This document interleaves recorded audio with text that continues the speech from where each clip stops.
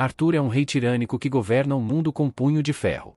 Durante sua ascensão ao trono, Arthur massacrou seus inimigos, bombardeou cidades e cometeu inúmeras atrocidades, tudo em nome do poder. Mas um dia, ele reflete sobre todas as coisas que fez. Ele é tomado por um sentimento de culpa, e no momento seguinte, morre de um ataque cardíaco. Enquanto ele desce lentamente para o abismo, uma voz o chama e diz que lhe dará uma segunda chance na vida, então é melhor ele não estragar tudo desta vez. Alguns momentos depois, Arthur abre os olhos e encontra duas pessoas olhando para ele. O homem diz que seu nome é Reinald e que ele é o pai de Arthur, enquanto Alice, ali do lado, é sua mãe. Eles realmente não esperam que seu bebê recém-nascido entenda o que estão dizendo, mas estão muito empolgados por tê-lo. Arthur lentamente chega à conclusão de que essas pessoas são realmente seus pais e que ele acabou de nascer há 1 minuto. Ele ainda acha difícil acreditar que é um bebê novamente, mas não pode negar que seus pais são muito bons em cuidar dele. No geral, ele está bem feliz, mas ainda não gosta do fato de estar preso em um corpo de bebê. Sua cabeça é desproporcionalmente grande, ele não consegue falar, e a cada poucas horas ele faz cocô na fralda involuntariamente, então perdeu todo o controle. Mas então ele percebe algo ainda mais estranho do que sua circunstância atual. Ele observa enquanto Reinald canaliza energia para os punhos e prossegue para esmagar uma pedra até despedaçá-la. Arthur fica maravilhado, pois esse é um poder que ele não conhece, apesar de todos os seus anos como governante do mundo. Esse feito é aparentemente impressionante, então Reinald fica orgulhoso de si mesmo e se vira para sua família esperando ser elogiado. Mas ele não presta atenção ao seu entorno, então uma pedra cai direto na sua cabeça. Alice estava preocupada que algo assim pudesse acontecer, então ela vai até ele e começa a usar magia para curar o ferimento de Reinald. Mas ela o alerta para ser mais cuidadoso da próxima vez que quiser se exibir. Reinald pode ter apenas tentado se exibir, mas quando fica sério, aqueles punhos não são brincadeira, pois ele consegue facilmente derrotar um javali selvagem com um único golpe quando sai para caçar. Tê-lo por perto facilita bastante as coisas para seus companheiros. Quando a caçada termina, Reinald retorna para sua família e está pronto para um abraço de boas-vindas. Mas então ele se lembra de que ainda está coberto de sangue de javali, então vai ter que se limpar primeiro. Arthur aprendeu 2 coisas ao ver isso. Primeiro, este mundo é tão perigoso que é comum as pessoas possuírem armas para sua proteção. E segundo, ele vai precisar aprender a lutar se quiser viver livremente neste mundo. Agora que Reinald está de volta, Alice diz que é hora de colocar Arthur para tirar uma soneca. Normalmente, ele ficaria chateado por ser tratado como um bebê, mas essa é uma parte que ele realmente gosta. Em sua vida anterior, ele raramente teve a chance de dormir em paz, pois as pessoas sempre tentavam assassiná-lo quando ele menos esperava. Claro, ele podia facilmente derrotar qualquer atacante que viesse atrás dele, mas era extremamente estressante. Meses se passam, e os membros de bebê de Arthur finalmente ficam fortes o suficiente para permitir que ele se mova sozinho. Agora, a primeira coisa que ele faz com sua nova mobilidade é ir até um espelho para se olhar profundamente. Seus pais acham fofo que Arthur esteja tão hipnotizado pelo próprio reflexo, mas ele está apenas aceitando o fato de que realmente é um bebê. De qualquer forma, agora que Arthur pode se mover sozinho, quando Alice o coloca para tirar uma soneca mais tarde naquele dia, ele coloca seu plano em ação. Assim que ela sai do quarto, ele abre os olhos e joga o cobertor para fora do berço para poder descer e escapar. Ele então começa a engatinhar pelo chão enquanto Alice está ocupada lavando a louça. Ela deve estar realmente focada na louça, porque Arthur chega até o outro lado da sala sem que ela perceba. Assim que ele chega lá, ele abre a porta da biblioteca da casa e puxa um livro porque ele precisa aprender mais sobre esse mundo. Depois de ler um dos livros, ele descobre que esse continente se chama Diken e é dividido em 3 reinos. O reino, uma nação de anões que vivem em vastas cidades subterrâneas. O reino Elanor, uma nação de elfos que vivem no interior das florestas. E o reino Sappin, um reino de humanos governado por um rei. Embora aqui ninguém jamais tenha bombardeado cidades para tomar o poder, Arthur ainda quer aprender mais, então ele pega outro livro e isso lhe dá algumas respostas muito necessárias. Arthur havia notado que o nível de tecnologia nesse mundo é baixo, e a razão para isso é a presença de magia. As pessoas conseguem usar magia manipulando a mana dentro de seus corpos, e embora não seja exatamente comum, a magia é uma parte enorme da vida nesse mundo. As pessoas podem usar magia de 2 formas, a saber, aumento e conjuração. Aumento envolve circular mana dentro do seu corpo, concedendo ao usuário força, defesa e agilidade incríveis, enquanto conjuradores podem projetar sua mana para fora e usá-la para controlar qualquer fenômeno que desejarem. Isso basicamente resume as informações sobre o sistema mágico desse mundo, mas Arthur não encontra nada sobre a magia de cura que Alice usou antes, então ele presume que ela deve ser algum tipo de exceção. Pelo que Arthur pode perceber, a maioria das pessoas manifesta sua mana quando atinge a puberdade, e canalizando essa mana por algo chamado Manai, é possível aprender a controlá-la e se tornar um mago. Isso é fácil para Arthur entender porque, em sua vida passada, ele ascendeu ao poder graças ao poder inato do Ki dentro dele.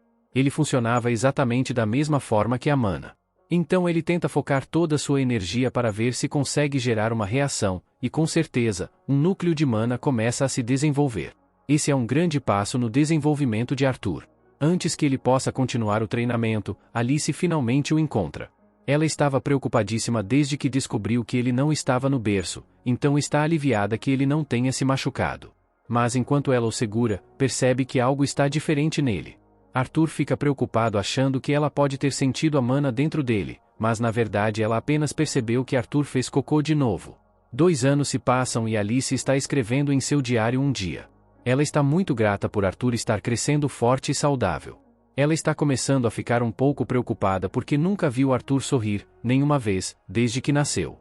Nesse momento, ela vê Reinald e Arthur do lado de fora, e parece que Reinald está dando algumas aulas de espada para Arthur. Arthur parece bem interessado, mas Alice fica furiosa com Reinald por deixar uma criança de 2 anos balançar um graveto perigoso por aí. A essa altura, Arthur já percebeu que Alice não é alguém com quem você quer se irritar, então ele vai ter que tomar cuidado para não deixá-la brava. Para evitar outras atividades perigosas, Alice decide levar Arthur para passear pela cidade naquele dia. E Arthur está particularmente animado com isso porque isso lhe dará uma chance de reunir informações valiosas em primeira mão sobre esse mundo. Ele pode discernir o nível da tecnologia dessa nação observando as armas que são vendidas ao público geral, e também vê várias substâncias que ele nunca havia encontrado antes. O melhor de tudo é que ele pôde presenciar um mago lançando magia de fogo de perto. Então, no geral, a viagem de hoje provou ser incrivelmente valiosa para ele. Ao final do dia, o corpo de bebê de Arthur está exausto de tanta atividade, então ele está lutando para se manter acordado, e Alice quer colocá-lo para tirar uma soneca assim que eles chegarem em casa. Por mais limitante que essa nova vida tenha sido, Arthur passou a gostar da vida com pais amorosos. Em sua vida passada, Arthur foi largado no mundo sem nenhum kit inicial, então foi forçado a viver toda a infância em um orfanato e nunca teve a chance de experimentar o amor dos pais. Então isso é uma mudança de ritmo agradável para ele. Arthur logo adormece no ombro de Alice, então ela começa a carregá-lo até o berço e, no caminho, diz a ele o quanto está orgulhosa por ele estar aprendendo tanto. Ela percebeu todas as vezes em que ele saiu da cama escondido para ler livros, e viu como ele ficou animado ao ver o mundo exterior, então ela tem certeza de que ele tem um espírito aventureiro. Ela presume que ele deve ter herdado isso de Reinald, e mais cedo ou mais tarde, Arthur com certeza vai querer sair de casa para ver o mundo por conta própria. Pessoalmente, ela preferiria que Arthur vivesse uma vida pacífica aqui, mas contanto que ele esteja feliz, ela o apoiará não importa o que. No dia seguinte, Arthur está em pé perto da janela e observa enquanto Holt começa a praticar no quintal da frente. Ele está interessado em ver as aplicações da magia de perto e pessoalmente novamente, então ele observa ansiosamente enquanto Reinald começa a circular mana dentro de seu corpo. Eventualmente, pedras começam a voar do chão e Reinald faz parecer que é a melhor coisa do mundo, mas na realidade é bem patético.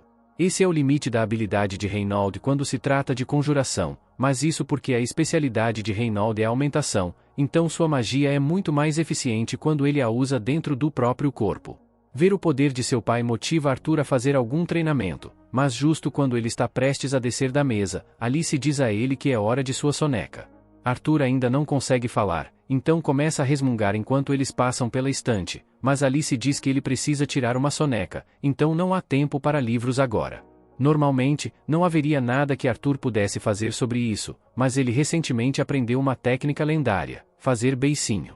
Arthur dominou a arte de usar sua fofura como uma arma sendo um bebê, então mesmo que Alice ainda queira colocá-lo para dormir, ela eventualmente cede e apenas o deixa ler seu livro. Assim que Arthur está sozinho, ele começa a praticar com seu Monori, e ao longo dos últimos 2 anos ele conseguiu ficar muito bom nisso. Reunindo vários fragmentos de mana dentro de seu corpo, ele foi capaz de gerar um Monori dentro de si, e embora tenha sido incrivelmente exaustivo, valeu muito a pena. Agora, com apenas um pouco mais de esforço, ele deve ser capaz de lançar seu primeiro feitiço. Mas Arthur subestima drasticamente a força de seu M e acidentalmente explode a casa.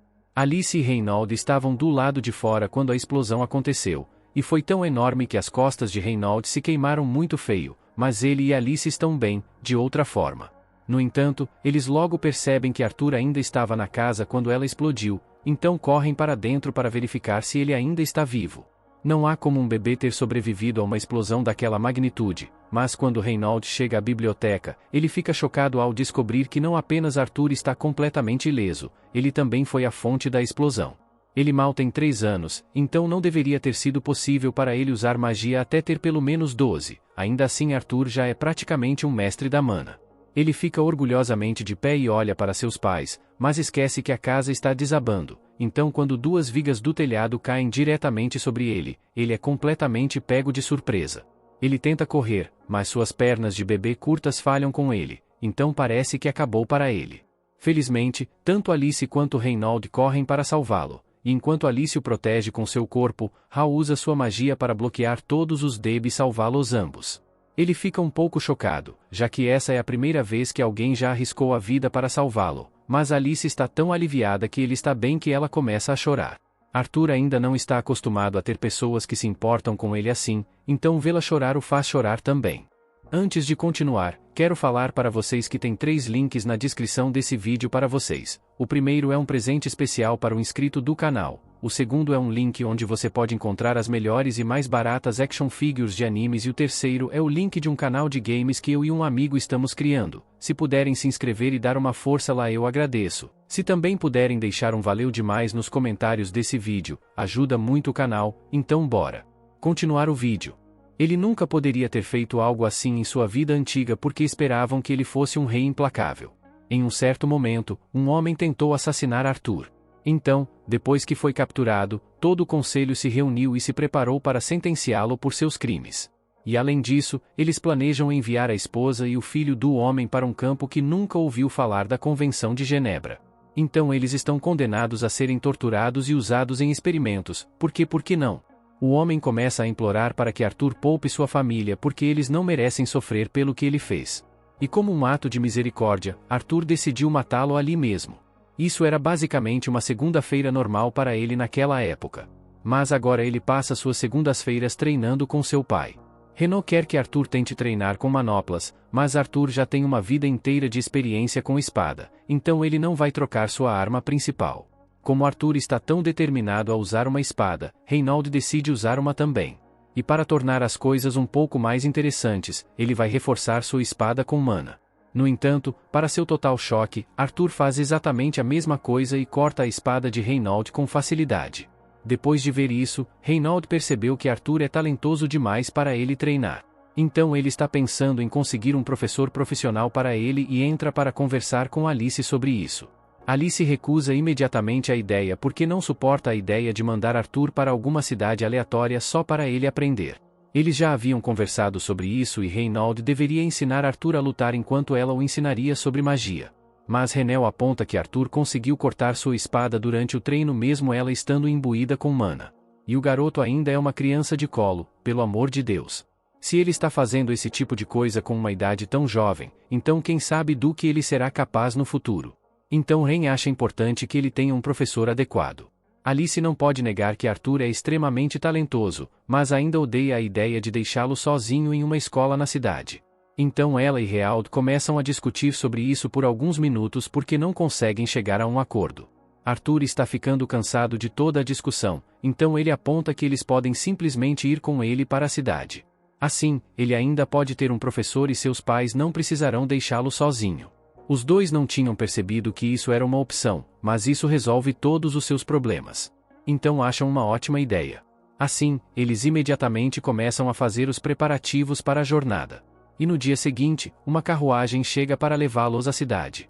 Eles vão viajar com alguns de seus velhos amigos, e Arthur os reconhece porque são os mesmos que ajudaram Alice e Reynolds a reconstruir a casa depois que ele a explodiu. Eles fazem parte de um grupo chamado Chifres Gêmeos. E o líder, Adam, se apresenta para Arthur. Angela também se apresenta ao mesmo tempo em que apresenta Arthur ao seu peito e quase o sufoca. E Alice está assistindo feliz a tudo isso acontecer. Por sorte, antes que Arthur desmaie, Darren o afasta de Angela e também se apresenta. Mas ele é um pouco mais gentil e apenas dá um toque de mão em Arthur. Arthur então nota uma garota em cima da carruagem e você sabe que ela está tentando ganhar atenção porque não há motivo para estar em pé na carruagem agora. Ela não diz nada, então os outros dizem a Arthur que o nome dela é Jasmine. E o último membro da equipe é Ellen, a arqueira. Como as apresentações finalmente terminaram, o grupo precisa seguir viagem. Então todos sobem nos carros e partem. No caminho, Alice pergunta a Arthur se ele está animado com sua primeira grande viagem. E Arthur diz que sim, mas internamente ele está pensando em como esse mundo é primitivo. Eles ainda usam carruagens puxadas por cavalos para viajar aqui. Enquanto no antigo mundo de Arthur, ele tinha uma frota inteira de carros voadores que podia usar a qualquer momento. Depois de viajar durante a maior parte do dia, o grupo decide fazer uma pausa para o almoço. Então eles montam acampamento. Mas assim que param, são atacados por lobos. Embora esses lobos sejam bem burros porque nem tentaram cercar o grupo. Eles apenas avançaram diretamente e foram eliminados pelo time de aventureiros em um instante. Arthur acha toda a cena interessante, já que essa é a primeira vez que ele vê um combate real neste mundo, e ele pretende se tornar forte o suficiente para lidar com ameaças como essa sozinho em breve. Como eles agora têm muita carne de lobo morta, o grupo decide cozinhá-la para o jantar desta noite, mas eles não têm temperos, então vai ser apenas carne grelhada simples. Nesse momento, Alice percebe que o braço de Reynold está levemente ferido, então ela se oferece para curá-lo. Mas antes que ela faça isso, Jasmine diz para ela esperar um momento. Todos os outros se reúnem ao redor de Alice para ficar de olho, porque curandeiros como ela são incrivelmente raros neste mundo. Então, se alguém a visse usando magia de cura, ela poderia acabar sendo alvo por isso. Assim que Alice termina de curar Reynold, todos voltam ao que estavam fazendo antes. Mas Adam decide que quer fazer um pouco de exercício antes de ir dormir. E não há maneira melhor de fazer isso do que lutando com uma criança de 4 anos.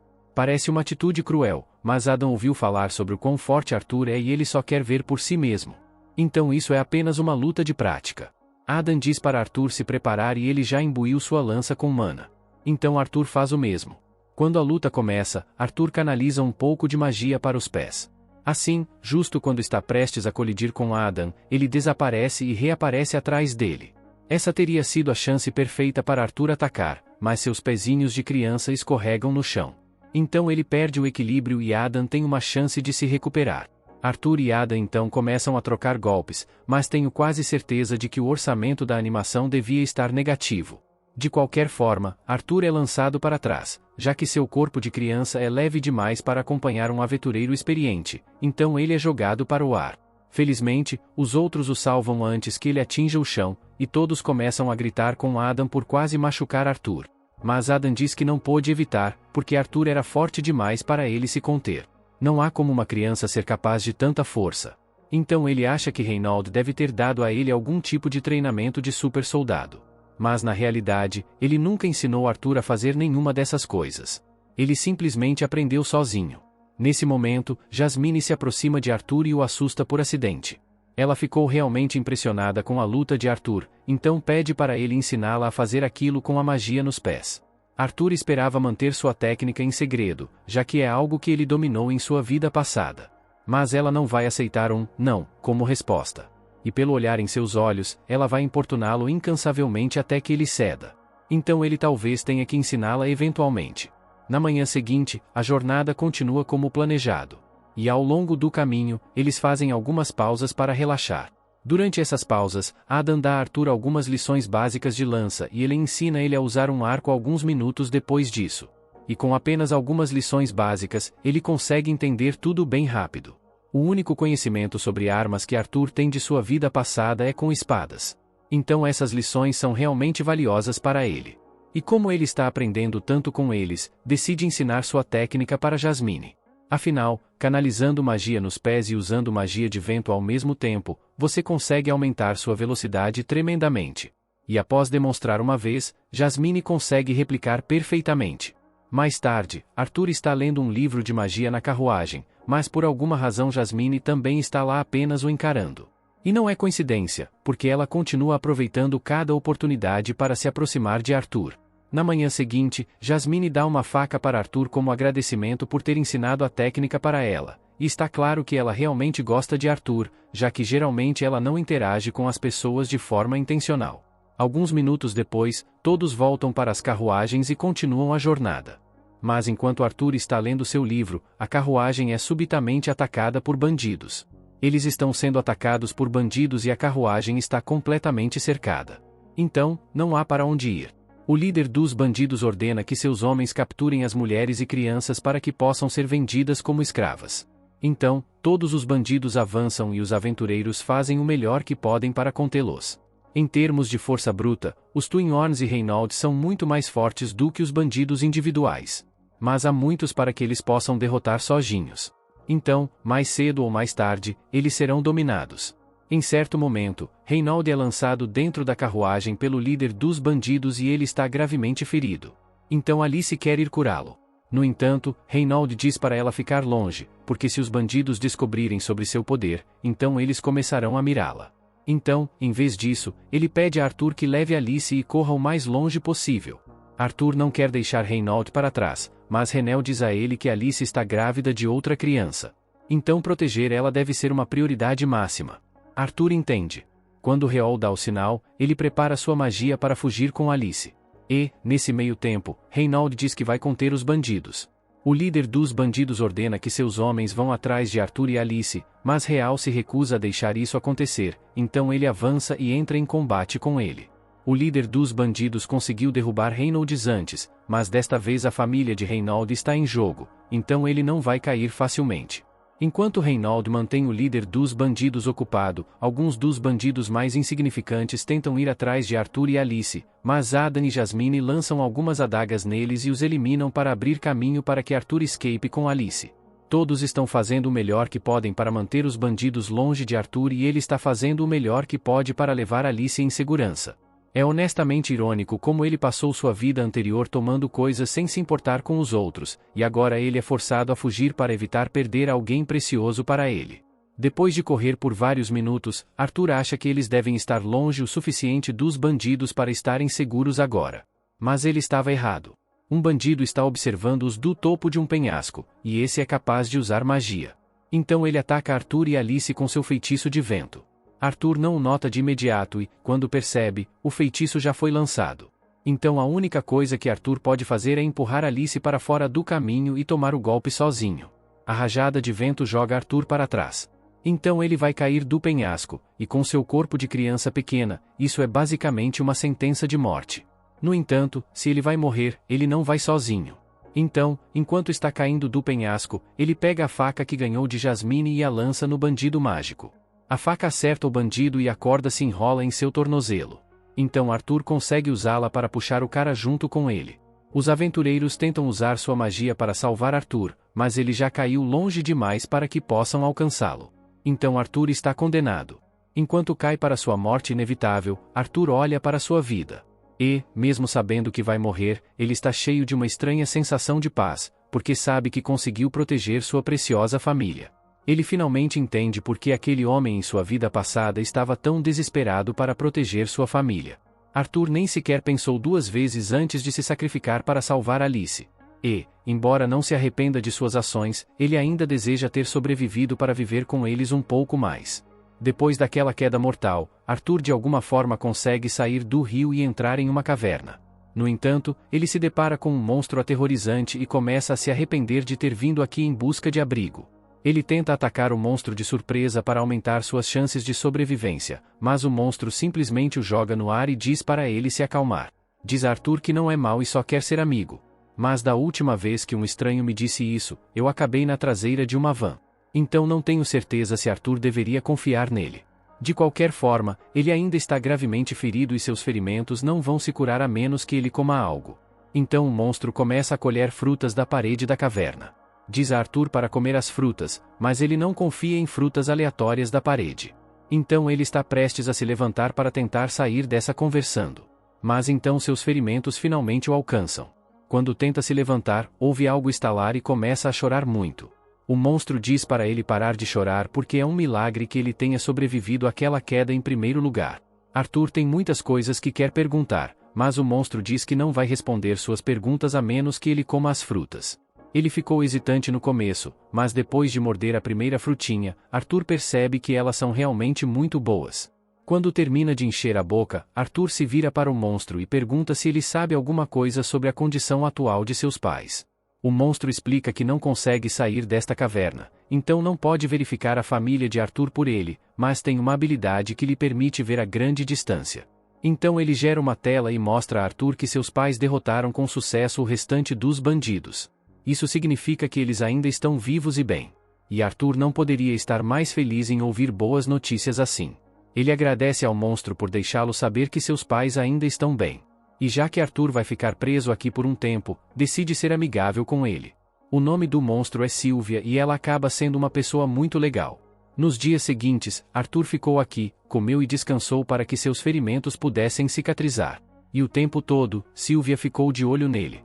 Quando seu corpo se recuperou, Arthur quis voltar para casa o mais rápido possível. Mas de acordo com Sylvia, Arthur nunca sobreviveria à viagem de volta para casa sozinho. Esta caverna está atualmente nos arredores da Floresta Élfica, e essa parte da floresta está cheia de todos os tipos de feras mágicas e bandidos imorais, e Arthur simplesmente não consegue lidar com tudo isso. Mas isso não significa que ele vai ficar preso aqui para sempre. Sylvia tem a habilidade de abrir uma fenda dimensional, então pode enviar Arthur de volta para casa, ou pelo menos para um local mais seguro do que esta floresta, mas vai levar muito tempo para que ela crie a fenda. Então Arthur vai ter que esperar até lá. Como ele não tem nada melhor para fazer, Arthur pega um galho e começa a balançá-lo para praticar suas habilidades com a espada. Vários dias se passam e, embora Arthur tenha aprendido a gostar da companhia de Sylvia, ele ainda não conseguiu aprender nada sobre ela. Tudo o que sabe é que ela se parece com um monstro aterrorizante, aparentemente está se escondendo de algo, e é uma pessoa muito gentil. Depois de terminar seu treino com a espada no dia, Arthur vai até uma pedra e se senta para começar a treinar seu mana. Sylvia fica impressionada que uma criança tão jovem quanto Arthur já tenha um núcleo de mana, mas ela tem certeza de que ele nunca aprendeu como fazer isso.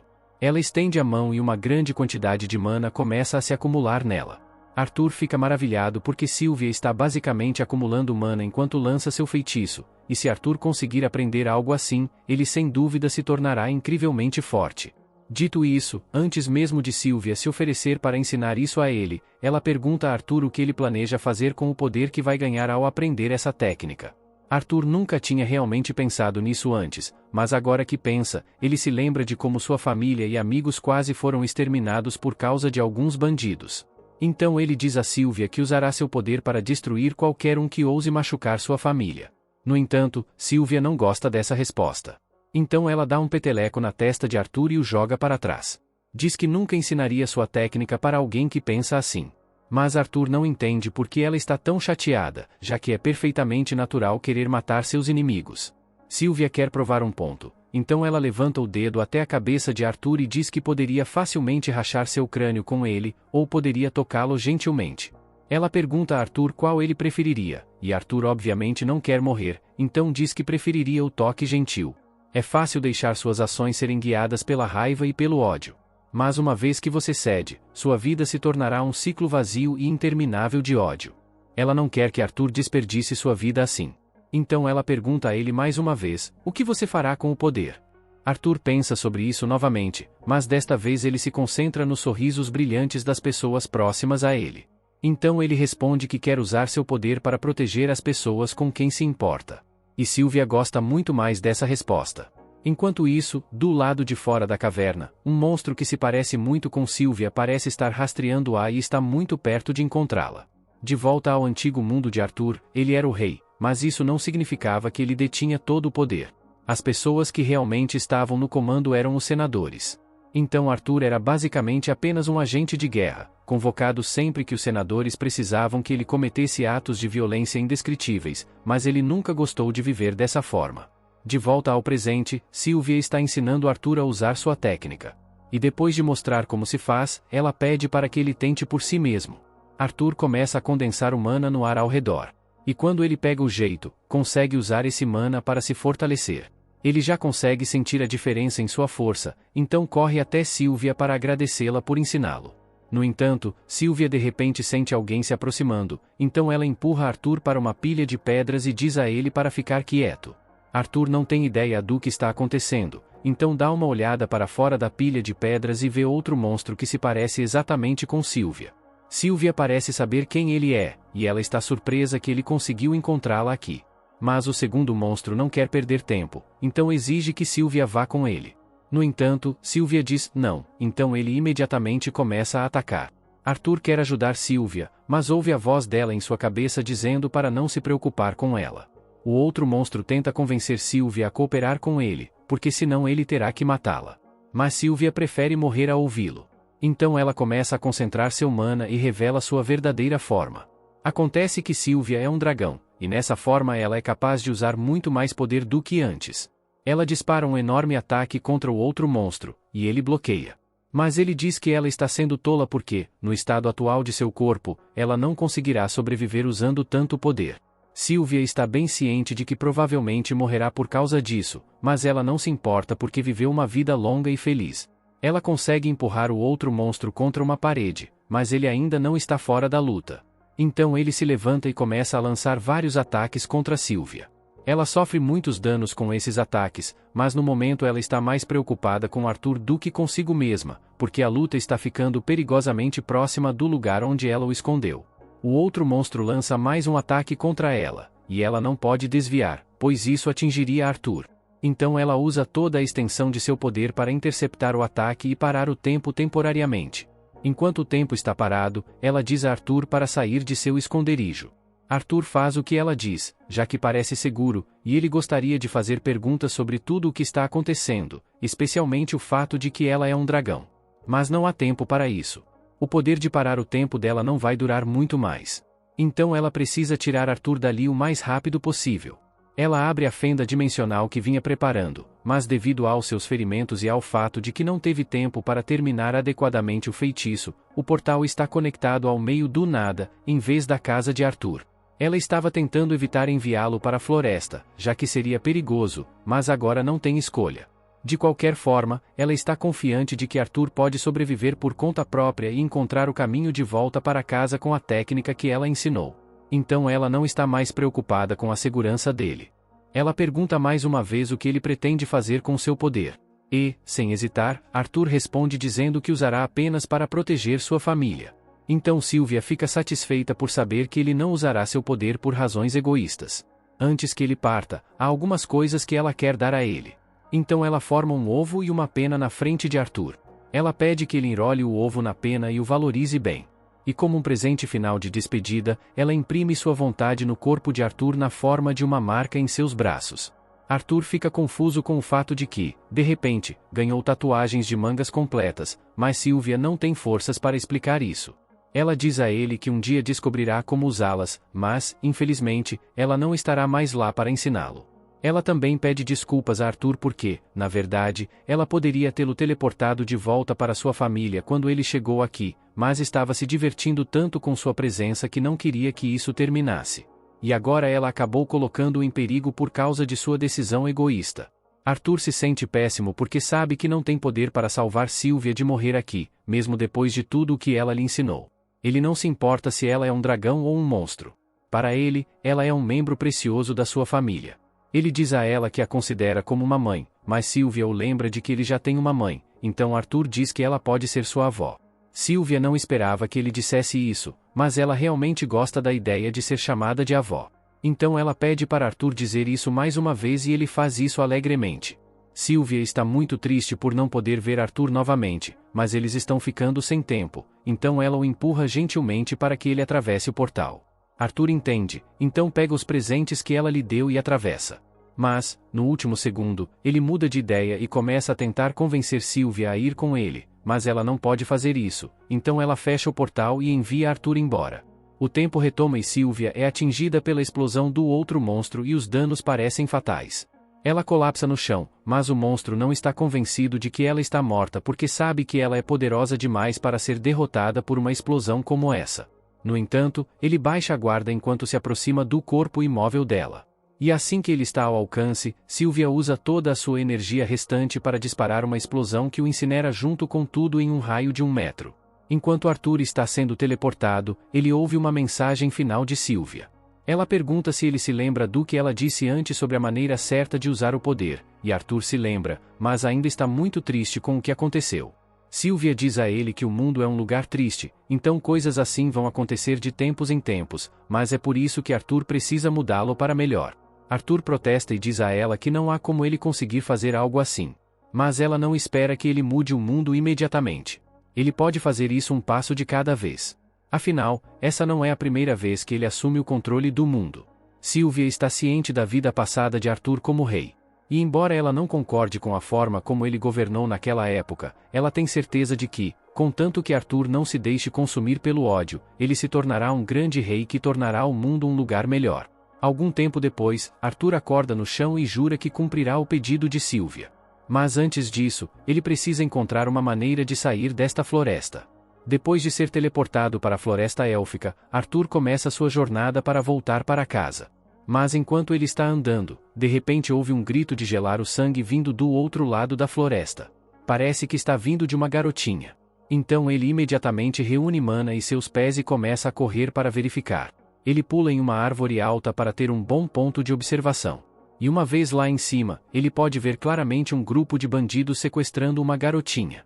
Ela tentou fugir deles, mas os bandidos já a agarraram e estão cobrindo sua boca para impedir que ela grite mais. Como a garota é uma elfa, eles planejam vendê-la como escrava no mercado negro por um enorme lucro assim que saírem da floresta. Então eles a amarram e a colocam na parte de trás da carruagem. Enquanto Arthur observa tudo acontecer, ele tem flashbacks do momento em que ele e sua família foram atacados por bandidos também.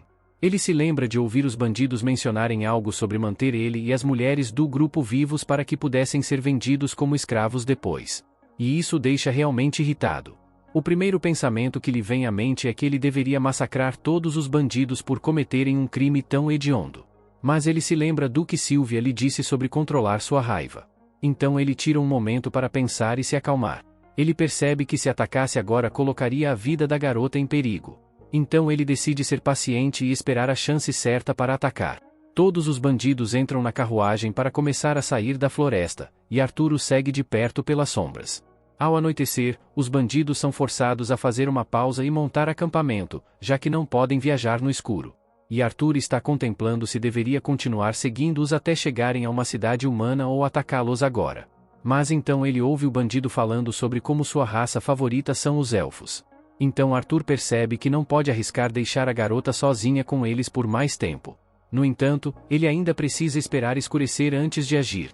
Então Arthur senta-se e começa a meditar para se preparar para todas as acusações de assassinato que está prestes a receber. Uma vez que está suficientemente escuro, Arthur abre os olhos e começa a planejar seu ataque. Ele nota que os bandidos têm um grupo de lobos corno presos em coleiras e acha estranho que os lobos obedeçam a um grupo de humanos sem resistência.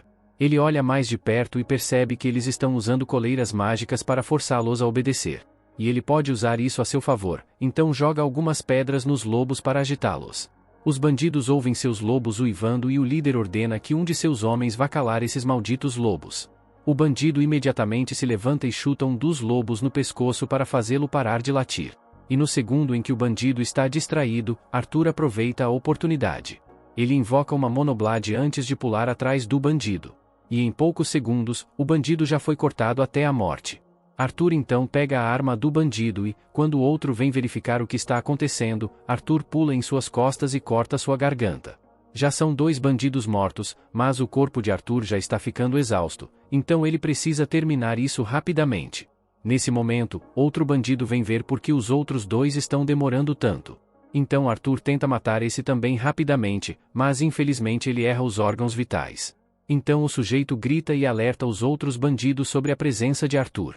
O líder dos bandidos percebe que Arthur é um mago, então sabe que essa luta não será fácil.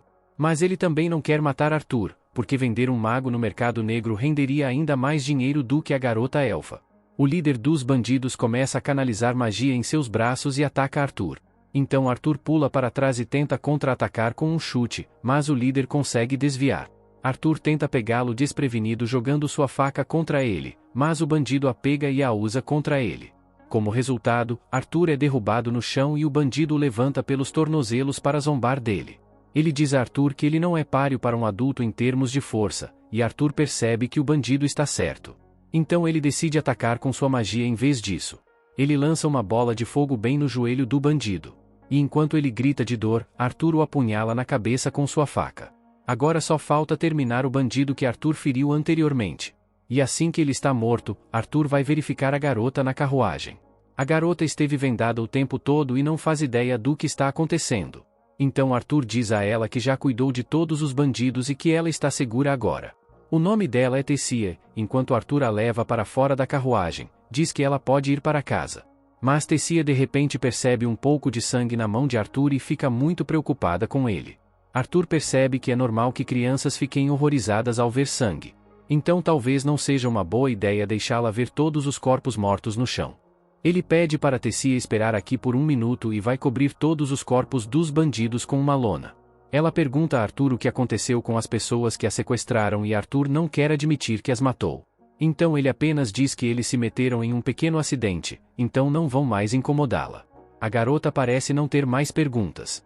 Então Arthur pega as coisas dela da carroça dos bandidos e se despede porque precisa continuar seu caminho para casa. No entanto, Tessia agarra seu braço e implora para ele ficar porque ela não quer ser deixada sozinha. Se Arthur a deixar aqui sozinha, ela pode ser comida por fantasmas de árvores ou algo assim. Ele pergunta se ela sabe como chegar em casa e ela sabe as direções, mas não tem ideia de quanto tempo levará para chegar à sua aldeia. Arthur não gosta da ideia de fazer talvez um tour, mas também sabe que não há chance de Tessa chegar viva em casa se ele não ajudar, então ele acaba concordando em escoltá-la de volta para casa. Arthur olha para os lobos que os bandidos capturaram e brevemente considera usá-los para transporte.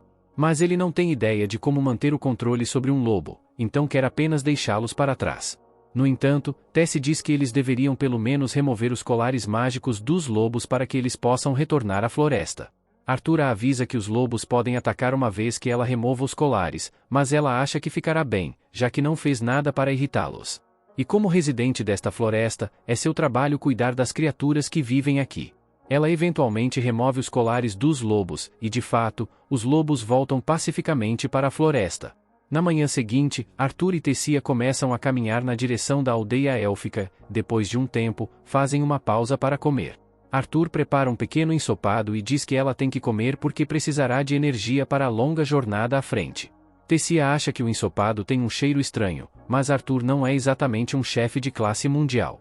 É literalmente feito de nada além de carne seca e sal, então não tem um gosto bom, mas é melhor do que nada. Tessia pergunta a Arthur por que ele veio para a floresta de El-Shair em primeiro lugar, já que é raro para humanos virem aqui, muito menos uma criança sozinha.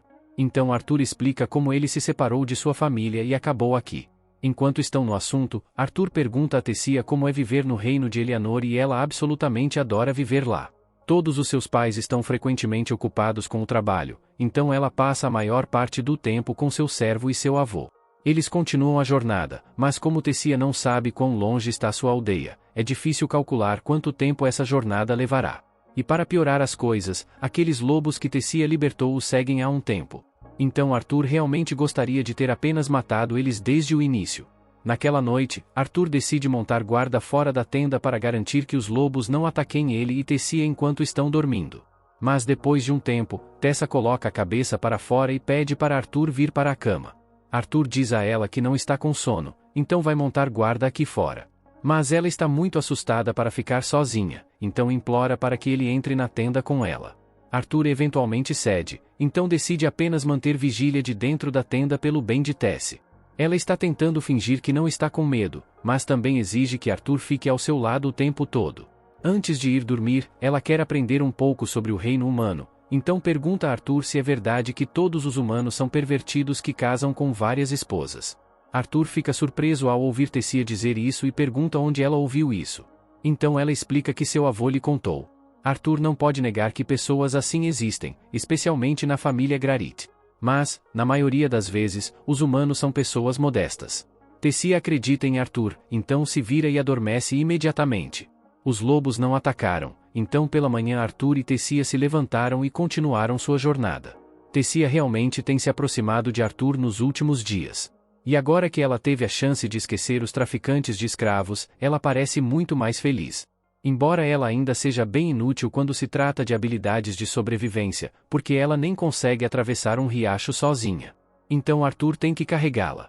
De repente, Arthur é atingido por uma estranha dor latejante no peito e ele não tem ideia do que está errado com ele. Tessia corre preocupada para encontrar algumas ervas medicinais que possam ajudar, mas Arthur não acha que isso seja uma doença comum. Enquanto ele está apoiado contra uma árvore, o lobo de antes aparece e Arthur começa a entrar em pânico porque ele não está em condições de lutar se o lobo decidir atacar agora. Tess logo retorna com as ervas. Então Arthur a avisa para ficar longe porque o lobo pode ser perigoso. Mas para sua surpresa, o lobo apenas deixa um porco morto na frente de Arthur e vai embora.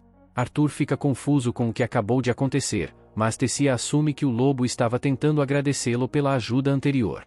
Naquela noite, Arthur e Tessia montam um acampamento e aproveitam um pouco de carne assada ao lado da fogueira. Isso tem um gosto muito melhor do que o ensopado, então Tessia realmente gosta. E enquanto ela procurava ervas medicinais mais cedo, ela acabou encontrando alguns cogumelos, então ela oferece alguns para Arthur. Mas ele provavelmente não deveria ter aceitado os cogumelos estranhos porque isso lhe deu um terrível caso de diarreia. Depois que Arthur termina de esvaziar suas entranhas, ele está realmente cansado, a segundos de desmaiar. Mas Tessia continua falando com ele. Ela está contando para Arthur sobre como seu avô costumava ler para ela livros de história sobre os reinos humano e anão. Então ela sempre quis visitar esses lugares, mas nunca foi permitido, já que os elfos não confiam nas outras raças. Nesse momento, Tessia percebe que Arthur não estava ouvindo uma única palavra que ela disse, mas ela sabe que ele está apenas com sono, então ela o cobre com um cobertor e lhe deseja boa noite. Na manhã seguinte, os dois continuam sua jornada, mas a dor no peito de Arthur está piorando. Tessia se desculpa por não poder ajudar, mas Arthur diz que não é grande coisa. Mudando de assunto, Tessia pergunta a Arthur se está tudo bem chamá-lo de Arte, já que ela o considera um amigo afinal. Eles passaram tanto tempo juntos e os dois ficaram muito próximos. Arthur diz que não se importa em ser amigo dela e Tessia fica surpresa por ele não ter reagido muito. Arthur então jura brincando valorizar cada momento em que a grande Lady Tessia o considera um amigo, mas isso a deixa irritada, então ela diz a Arthur para parar de agir como uma criança. Arthur acha engraçado que ela diga isso quando foi ela quem implorou para ele ficar ao lado dela o tempo todo porque estava com medo. Mas Tessia diz que isso é uma coisa totalmente diferente. Brincadeiras à parte, agora que Arthur pensa sobre isso, Tessia é a primeira amiga que ele já fez. Mesmo em seu mundo antigo, as pessoas tinham tanto medo dele que ele nunca teve alguém a quem pudesse realmente chamar de amigo até agora. Nesse momento, Tessia vê algo que parece familiar. Então ela diz a Arthur para vir dar uma olhada. Arthur se aproxima esperando ver um galho legal ou algo assim, mas para sua surpresa, ele está diante de uma árvore enorme com um portal no meio. Tessia diz a Arthur que está à entrada da Vila dos Elfos, então ela estende a mão e diz para ele ir com ela. Os guardas exigem que Arthur explique quem permitiu que um humano como ele entrasse em suas terras sagradas. Arthur se volta para Teia, esperando que ela esclareça a situação, mas ao vê-la em silêncio sente-se traído, achando-se tolo por um dia tê-la considerado uma amiga. Porém, a verdade é que Tessia estava apenas porque ainda era uma criança. Quando os guardas anunciam que irão executar Arthur, ela finalmente intervém, defendendo-o e afirmando que ele salvou sua vida. Mesmo assim, os guardas mantêm a suposição de que Arthur a havia manipulado mentalmente para fazê-la acreditar nisso, como se fosse possível. De qualquer forma, o único homem sábio e sensato das terras élficas aparece saindo do mesmo portal de teletransporte e ordena que soltem Arthur. Esse homem é Viria Eri, o antigo rei de Elenoir, e ele pessoalmente agradece a Arthur por salvar Tessia, revelando que ela é sua neta, o que significa que ela é a princesa daquele reino. Arthur fica completamente chocado com a revelação, pois jamais imaginaria que Tessia fosse da realeza, julgando pelo comportamento dela durante o tempo em que estiveram juntos. Os pais de Tessia, o rei Alvin e a rainha Mariel Eri, chegam instantes depois e finalmente se reencontram com sua filha desaparecida após dias de separação. Enquanto Mariel verifica se a filha está bem, Aldin questiona o que um humano está fazendo ali. Ao que tudo indica, Aldin herdou o que da mãe e não é nem de longe tão sábio quanto o pai, pois ordena imediatamente que seus soldados executem Arthur.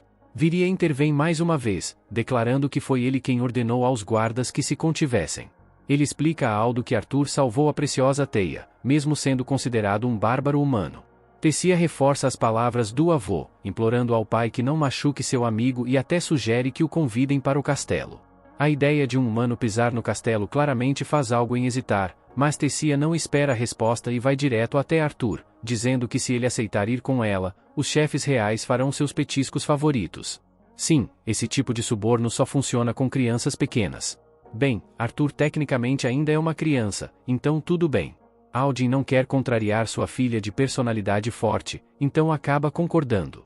Enquanto isso, a curiosidade de Viria atinge o ápice, pois ele sente um poder misterioso em Arthur e por isso pede para conversar com ele em particular mais tarde. Por ora, Arthur acompanha até se enquanto caminham pelo reino de Elenoir, uma sociedade artisticamente estruturada, onde casas são construídas tanto em cima quanto debaixo das árvores, e o povo leva uma vida simples, porém pacífica. À medida que Arthur caminha ao lado de Tessia, atrai muitos olhares da multidão, todos curiosos com a presença de um humano naquele lugar. Arthur não consegue superar o fato de Tessia ter hesitado em ajudá-lo no início. Por que ela faria isso? E o que era aquela expressão severa em seu rosto naquele momento? Ele não entende, e esse pensamento continua a perturbá-lo, provocando uma dor aguda em seu peito. De qualquer forma, ele continua desconfiado de tudo ao seu redor e faz o possível para se manter alerta e não baixar a guarda. Eles chegam ao castelo, situado no fim da cidade. Ao entrarem, são recebidos por dezenas de criadas élficas, cuja única função é garantir que Tess esteja sempre feliz. No entanto, hoje Tessia quer retribuir Arthur.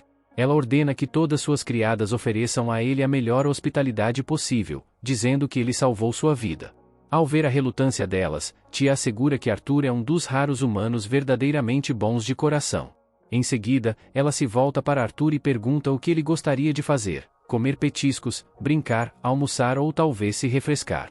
Mas antes de qualquer coisa, Arthur quer conversar com os pais de Teia sobre o que aconteceu na floresta, como ainda não houve explicações. Ele reúne todos na sala de reuniões para uma conversa séria. Tessia, porém, está no seu próprio mundinho e traz chá e petiscos para todos, talvez achando que se trata de um chá da tarde, nada mais. De qualquer forma, Aldin se apresenta formalmente junto com sua esposa Mariel e seu pai Rian Arthur. Arthur também se apresenta como apenas um garoto comum, nascido numa vila esquecida no reino de Sapien. Ele se ajoelha diante de Aldrin, admitindo que um plebeu como ele jamais teria chance de ver a realeza, muito menos sentar-se na mesma sala que o rei dos elfos, e expressa o quanto está grato por ter recebido essa oportunidade. Aldvin se surpreende com o quanto Arthur é bem educado, apesar de afirmar ser apenas um camponês, mas permite que ele continue. Arthur então dá uma explicação detalhada do que aconteceu, incluindo como se separou de sua família. Ele não mente para o rei, mas também não conta toda a verdade, como seu encontro com a misteriosa dragão Sylvia. Ainda assim, ele segue com sua história até o ponto em que encontrou Tessia sendo sequestrada por um grupo de mercadores de escravos, e o clima na sala muda drasticamente mais uma vez. Aldvin aproveita a oportunidade para culpar toda a humanidade pelo que os mercadores de escravos tentaram fazer com sua filha. Por outro lado, Virian faz a pergunta certa: como um garoto de 5 anos como Arthur conseguiu resgatar Tessia de 3 adultos mercadores de escravos? Não poderia ter sido através de negociação ou súplica. Então Arthur finalmente revela a verdade. Ele afirma ser um mago talentoso e que usou seus poderes para eliminar os sequestradores. No entanto, Aldin acha difícil acreditar, e o mesmo guarda de antes aparece mais uma vez com sua opinião indesejada, alegando que Arthur deve ter lavado o cérebro de Tia apenas para conseguir entrar em suas terras sagradas. Virian, que vem defendendo Arthur desde o início, não tolera mais o desrespeito indireto dirigido a ele e imediatamente cala o guarda. Tia também intervém, acrescentando que ouviu os mercadores de escravos comentando sobre vendê-la por um preço alto, relembrando a experiência traumática. Depois que Tessia termina de relatar o que viveu antes de ser salva por Arthur, sua mãe se emociona e a abraça com força. O amor de mãe é sempre tão puro e comovente. Aldin também se dá conta do que sua filha passou e, por isso, diz a Arthur que acredita nele e agradece por tudo que fez por ela.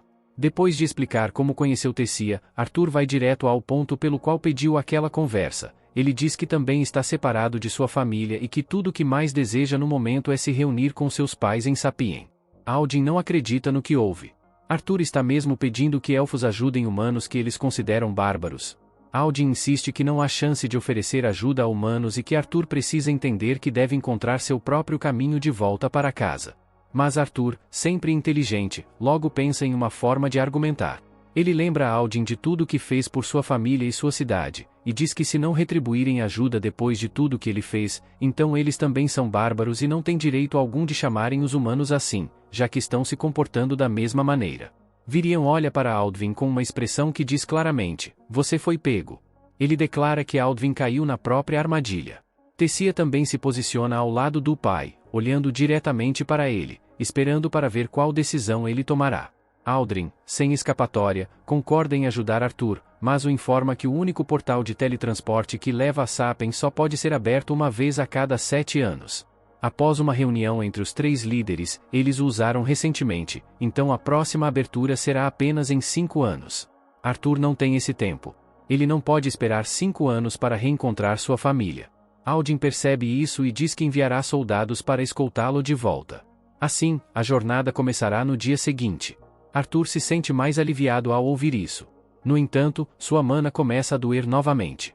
Ele mal consegue sair da reunião e vai tomar um banho. A dor não passa e continua latejando. Depois do banho, ele segura o peito com força, tentando entender o que está causando essa dor e qual seria a solução. Ele pensa em Sylvia e pergunta a ela mentalmente o que deve fazer quanto à dor. Infelizmente, a resposta não virá tão cedo. Ele sai para caminhar pelo palácio, e o ar fresco ajuda a aliviar um pouco a dor. Ele pensa em seus pais e o quanto sente falta deles. Ele se pergunta se ainda estão vivos, mas conclui que são fortes demais para morrerem tão facilmente, então acredita que estão bem. Quando ergue os olhos e vê Tessia com os pais, começa a imaginar se sua família também o receberá com tanta alegria ou se ficarão com raiva por ele ter ficado tanto tempo longe. Todos esses pensamentos sobrecarregam o pobre garoto, que permanece parado, perdido em seus sentimentos. Tessia corre até ele. Ele a provoca, chamando-a de princesa mimada, e diz para ela aproveitar o conforto dos pais. Arthur confidencia a Tessia suas preocupações com relação aos pais e se será bem recebido por eles. Ela segura seu rosto com ternura e se surpreende com sua insegurança. Como assim seus pais não ficariam felizes com seu retorno? Para ela, pais sempre se preocupam com os filhos e certamente os deles estão angustiados com seu desaparecimento. Enquanto a conforta, flores conhecidas como Shimbel Flowers começam a cair sobre eles. Tessia reconhece e comenta sobre o que são, mas Arthur, ao vê-las, se lembra do momento em que entrou na cidade e achou que Tessia o trairia. No entanto, sente-se aliviado por ela não ter feito isso. Ainda assim, aquelas flores parecem familiares de outro jeito. O que Tessia vê como flores, ele vê como armas. Ele já as viu em batalhas do passado. Sem entender direito o motivo, ele se desculpa com Tessia, que fica confusa e afirma que também gosta das flores. Em seguida, arremessa uma delas de volta, acreditando ser uma arma lançada por alguém. Para sua surpresa, o remetente era ninguém menos que Virian. Arthur o confronta, perguntando por que estaria atacando a própria neta, mas Virian sorri com desdém e questiona se alguém realmente poderia ser atacado por algo tão inofensivo. Tessia corre até Virian e implora para que deixe Arthur em paz, dizendo que ele é diferente dos outros humanos e que é uma boa pessoa. Ela pede que o avô pare de provocá-lo. Virian, no entanto, afirma que não o está provocando. Para ele, Arthur é o primeiro humano interessante que já viu e, por isso, não vai deixá-lo escapar. Com magia, ele faz Tessia sentar e pega um bastão, desafiando Arthur para um duelo. A luta começa e Arthur dá tudo de si. Ele usa todo o seu mana, mas logo percebe que Virian é mais rápido. Por mais que tente, não consegue acertar um único golpe. Em uma tentativa mais agressiva, Virian quebra seu bastão e um pedaço quase atinge Tessia. Arthur a protege a tempo. Ele então decide usar magia. É uma magia poderosa, daquelas que poucos conseguem suportar. Mesmo assim, Virian a repele. Após diversas tentativas, Arthur consegue finalmente acertar Virian na cabeça. O elfo, ao invés de se irritar, fica ainda mais animado. Ele pede uma segunda rodada, mas Tessia se levanta e cutuca seu avô, pedindo que deixe seu Arthur em paz. Virian retruca dizendo que Arthur não é o garoto inocente que ela pensa. Na verdade, foi Arthur quem o provocou e quase o venceu. Arthur rejeita esse tipo de reconhecimento, dizendo que Virian está superestimando suas habilidades. Virian então faz um pedido inesperado, que Arthur se torne seu discípulo. Arthur considera a ideia, pois parece vantajosa. No entanto, ao pensar em seus pais e no fato de não saberem se ele está bem, ele hesita. Conta sua preocupação a Virian, que afirma haver uma maneira de informar aos seus pais que está bem, sem precisar voltar imediatamente para casa. Arthur se interessa, mas antes que receba explicações, Virian libera uma energia em seu corpo. Ele sente novamente dores em seu mana, e Virian confirma sua suspeita. Arthur recebeu a vontade da besta. Arthur se vê em um estado onde não consegue se mover. Seu coração dói com uma dor aguda, enquanto tenta conter essa dor, uma aura escura escapa de seu peito. Ela toma a forma de um ser misterioso e assustador. Arthur, com medo, fecha os olhos, se perguntando se aquela criatura é uma manifestação de suas ansiedades internas ou, talvez, de suas responsabilidades. Quando o monstro se aproxima, prestes a machucá-lo, uma voz fraca o chama. É Tessia. A voz dela acalma seu coração o suficiente para que ele desperte. Ao abrir os olhos, Arthur encontra Tessia sentada sobre ele. Tessia lhe deseja um bom dia, mas ele a ignora e finge voltar a dormir, chamando-a de monstro do seu sonho. Brincadeiras à parte, Tessia informa que o avô está esperando por ele do lado de fora, mas Arthur não lhe dá atenção. Então, ela o arrasta para fora da cama, mandando-o arrumar o cabelo bagunçado. Arthur responde dizendo que o cabelo dela parecia o da Medusa há poucos segundos. Enquanto ele troca de roupa, Tessia pergunta se ele vai mesmo ficar ali, e Arthur responde que ainda não decidiu, chamando-a de princesa. Tessia, irritada com a formalidade, o belisca nas costas e diz que ficará muito brava se ele chamá-la de princesa de novo. Arthur comenta que ela já está brava, o que o faz se perguntar se ela pode ficar ainda mais furiosa do que está agora. Depois de se arrumar, Arthur sai do castelo com Tessia e vê uma carruagem, onde Aldin implora a Virian que não permita que Arthur fique ali. Aldvin e sua esposa Marielle têm um preconceito irracional contra todos os humanos, como já sabemos, mas Virian não dá ouvidos e entra na carruagem, deixando claro que gosta de Arthur e que sua decisão é final. Tessia escuta Aldin e, mais uma vez, defende Arthur, dizendo que ele deveria poder ficar ali, já que salvou a vida dela. Aldin responde admitindo que é grato, mas não o suficiente para permitir que um humano espalhe sua imundícia em terras sagradas. Virian se irrita e manda o filho calar a boca, afinal, ele é o rei e deveria ter mais juízo. Em seguida, Virian manda Arthur e Tessia subirem logo na carruagem. Pouco depois, eles partem para o local onde vive um velho amigo de Virian. Tessia adormece no ombro de Arthur, e Virian pede que ele a deixe dormir, explicando que ela acordou cedo porque aquele é um dia importante que decidirá o futuro de Arthur. Virian lamenta que a neta tenha vivido em um ambiente solitário até agora, e que o motivo dela não ter amigos é que todos tentaram explorá-la. Por isso, Tessia se manteve distante das pessoas. Ao ouvir tudo aquilo, Arthur entende por que Tessia fica irritada quando ele a trata formalmente como princesa. Virian diz que Tessia só sorri de verdade quando está com Arthur e agradece por ele ser amigo dela, fazendo Arthur perceber o quanto ela o valoriza. Arthur nota como Virian é um homem bondoso e decide confiar plenamente nele a partir de agora. Logo, a carruagem chega ao destino e os deixa em frente a uma casa que parece a casa do Frodo, de O Senhor dos Anéis. Arthur se pergunta quem é o dono daquela casa misteriosa e por que alguém tão importante fez o antigo rei ir pessoalmente visitá-lo. Virian, que vinha agindo como realeza o tempo todo, de repente se comporta como um velho comum, batendo o pé na porta e chamando a dona da casa de velha bruxa. Sem resposta, ele encosta o ouvido na porta para escutar, mas é surpreendido quando ela se abre com força, jogando-o no chão. A velha diz que consegue ouvir perfeitamente bem e não precisa que ele grite nos ouvidos dela. Virian se levanta e apresenta Ranzins à senhora, Arthur e Tessia, como Rhaenyra Darkassin. Segundo Virian, Rhaenyra é uma maga especial, poderosa o suficiente para realizar o desejo de Arthur. Arthur fica aliviado ao ouvir isso e diz que é uma honra conhecer alguém como ela. Rhaenyra gosta da educação do rapaz e os convida a entrar. Arthur observa o local e só encontra um balde de água, então pergunta como ela pretende ajudá-lo a se comunicar com seus pais se não há nenhum equipamento de comunicação por ali. Rhaenyra explica que é uma vidente, um tipo de maga que consegue ver fragmentos do passado e do futuro de alguém. Ela tenta demonstrar seus poderes em Arthur, mas se surpreende ao não conseguir enxergar muita coisa, chamando Arthur de alguém especial. Ele diz a Rhaenyra que não quer saber do seu futuro, só deseja de alguma forma contar aos pais que está vivo e que não devem se preocupar com ele. Rhaenyra aceita e pede que Arthur olhe para o reflexo da água dentro de um balde, instruindo-o a focar em pensar nos pais enquanto faz isso. Ela então usa seus poderes mágicos sobre ele. Assim, Arthur consegue ver sua mãe, Alice, e seu pai, Rei, almoçando juntos, ainda de luto por ele, comentando que hoje seria o aniversário dele. Ambos relembram o infeliz incidente em que perderam Arthur e como ainda não conseguiram seguir em frente, mesmo depois de se estabelecerem na cidade. Rei se juntou à força de segurança da cidade e começou a viver numa mansão com Alice, cuidando dela e do bebê em sua barriga. Enquanto choram ao pensar em Arthur, ele finalmente fala com os dois, dizendo que está vivo e bem, e que está atualmente na terra dos elfos. Explica que está falando com eles através de um tipo especial de magia, e também menciona que ainda não pode voltar, pois há algo errado com seu corpo que precisa ser corrigido. Mas pede que não se preocupem, prometendo que ficará bem. Implora que não se culpem pelo que aconteceu naquele dia. Ao encerrar a comunicação, dizendo quanto os ama, Alice abraça a Rei, emocionada por saber que o filho está vivo. Arthur está com os olhos cheios de lágrimas. Ele não quer mais ver os pais em um estado tão miserável, então faz um juramento de se tornar competente o suficiente para nunca mais causar esse tipo de sofrimento, pedindo a Vireian que o aceite como discípulo.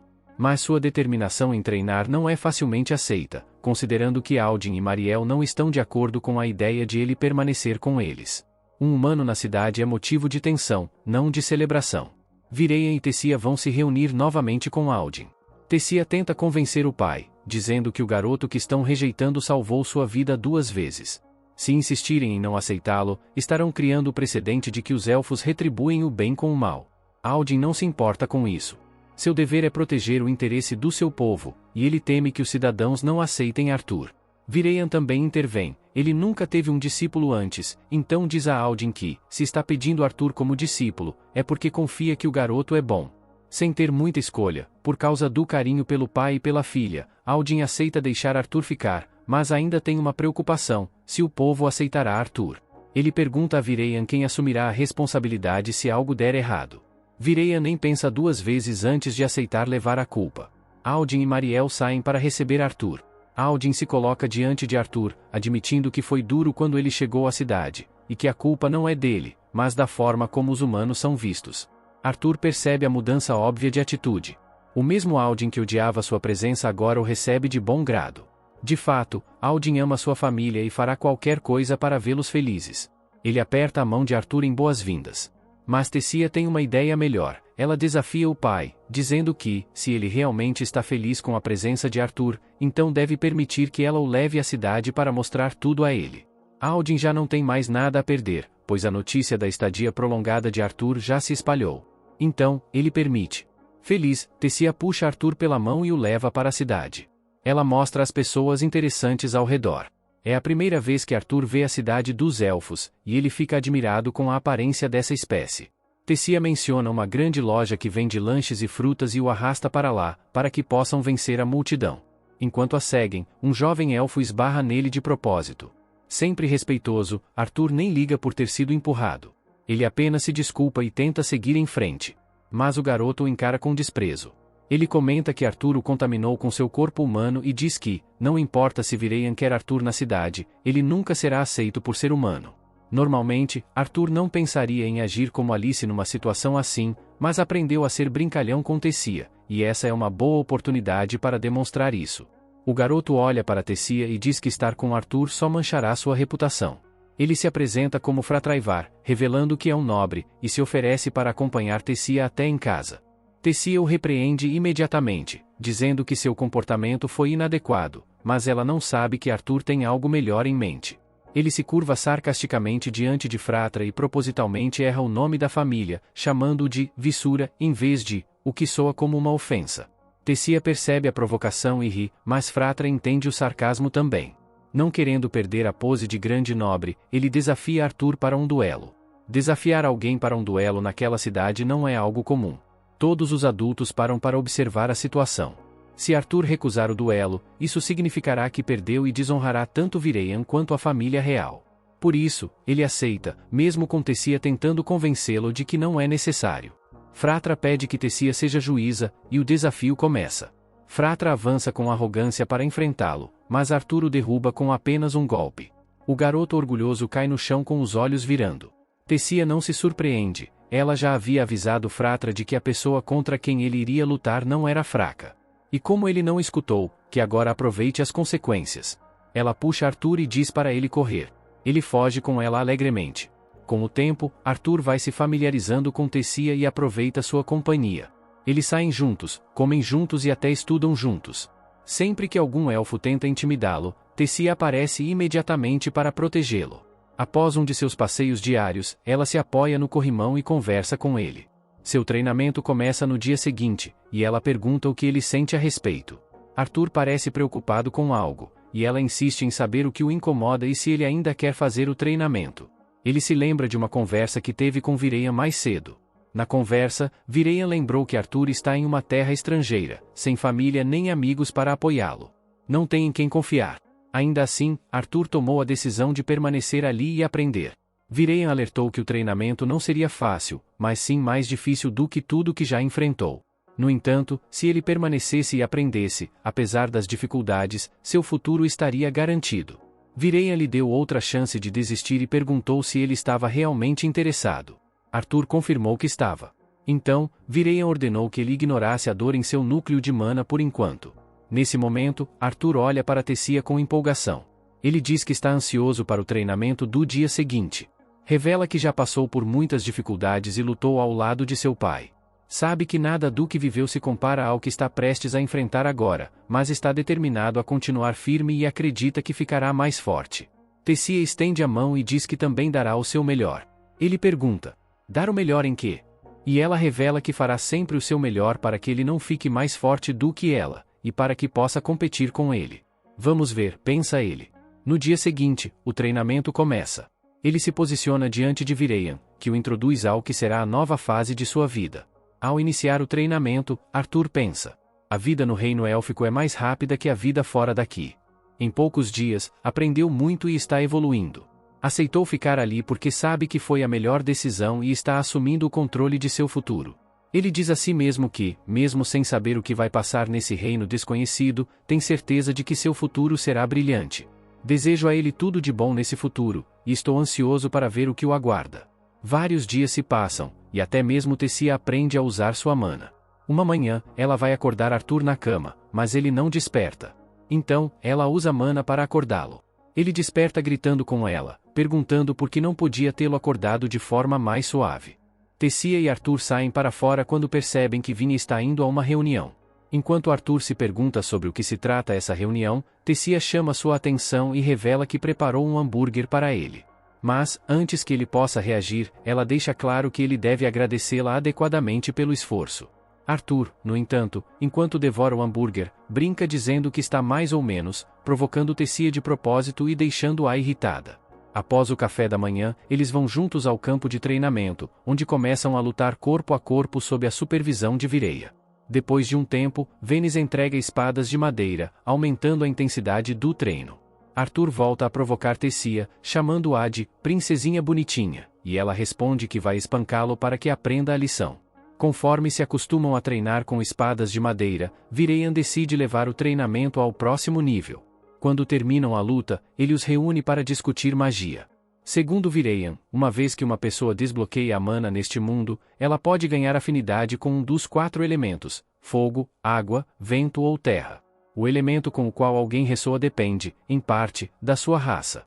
Por exemplo, elfos são geralmente afinados com vento, enquanto outras raças costumam ter maior controle sobre água ou terra. Os anões, especificamente, são melhores com magia de terra e fogo. Já os humanos, por motivos narrativos, têm potencial para manipular todos os 4 elementos. No entanto, isso não significa que um humano possa controlar todos eles. Uma pessoa pode ter afinidade com apenas um elemento, e essa afinidade é completamente aleatória. Vireyan também menciona casos extremamente raros e aparentemente improváveis em que humanos conseguem controlar múltiplos elementos, o que levanta a suspeita de que Arthur seja um deles. Tessia pergunta por que Arthur não treinou seu corpo utilizando magia como ela fez.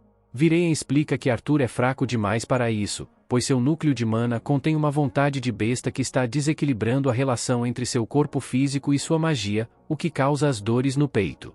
Arthur suspeita que essa vontade de besta tenha relação com Sylvia, mas sabe que ainda é cedo para concluir qualquer coisa.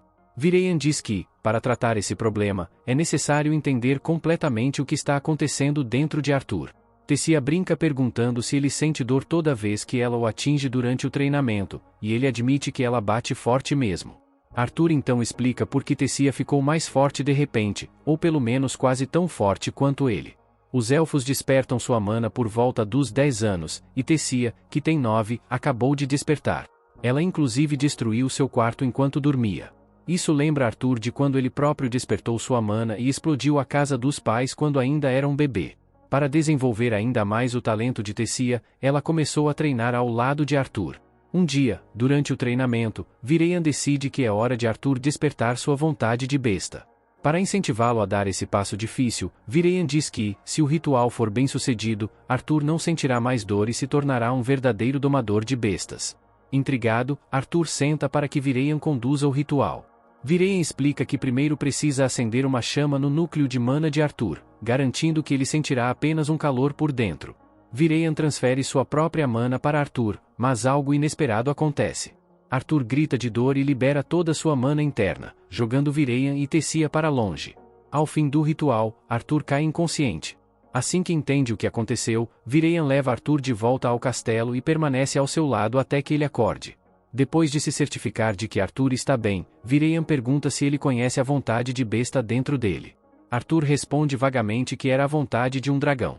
Virian já suspeitava disso, e como dragões são criaturas lendárias, ele faz Arthur prometer que nunca contará a ninguém sobre isso, pois pessoas mal intencionadas podem tentar roubar sua vontade de besta, o que levaria a conflitos perigosos. Agora que a vontade de besta de Arthur foi despertada, Virian diz que ele poderá voltar para casa depois de 4 meses, surpreendendo Arthur, que acreditava que teria que permanecer ali por mais 2 anos. Virian explica que haverá um evento de intercâmbio cultural dentro de 4 meses, organizado pelos 3 reinos, e que uma entrada para a cidade de Zuz, onde os pais de Arthur vivem, será aberta. Arthur fica abalado ao perceber que, quando viu Virian saindo para uma reunião no outro dia, ele estava na verdade indo se comunicar com os outros reinos apenas por causa dele. Isso o deixa emocionado. Virian lhe diz para ficar feliz, pois ele vai se reencontrar com seus pais. Arthur então se pergunta como Tessia reagirá a essa notícia. Virian o tranquiliza, dizendo que Tessia já foi informada por seus próprios pais. Mais tarde, naquela noite, Arthur conversa com seu ovo de dragão sobre a partida, quando o ovo começa a brilhar ao começar a chocar. Arthur se apavora, imaginando o que pode haver dentro, mas quando a casca se rompe, um dragãozinho adorável, quase como um gatinho, aparece. Imediatamente, Arthur se encanta com a fofura dela. No entanto, quando ela morde seu braço como um filhote, ele percebe que ela não é tão amigável assim.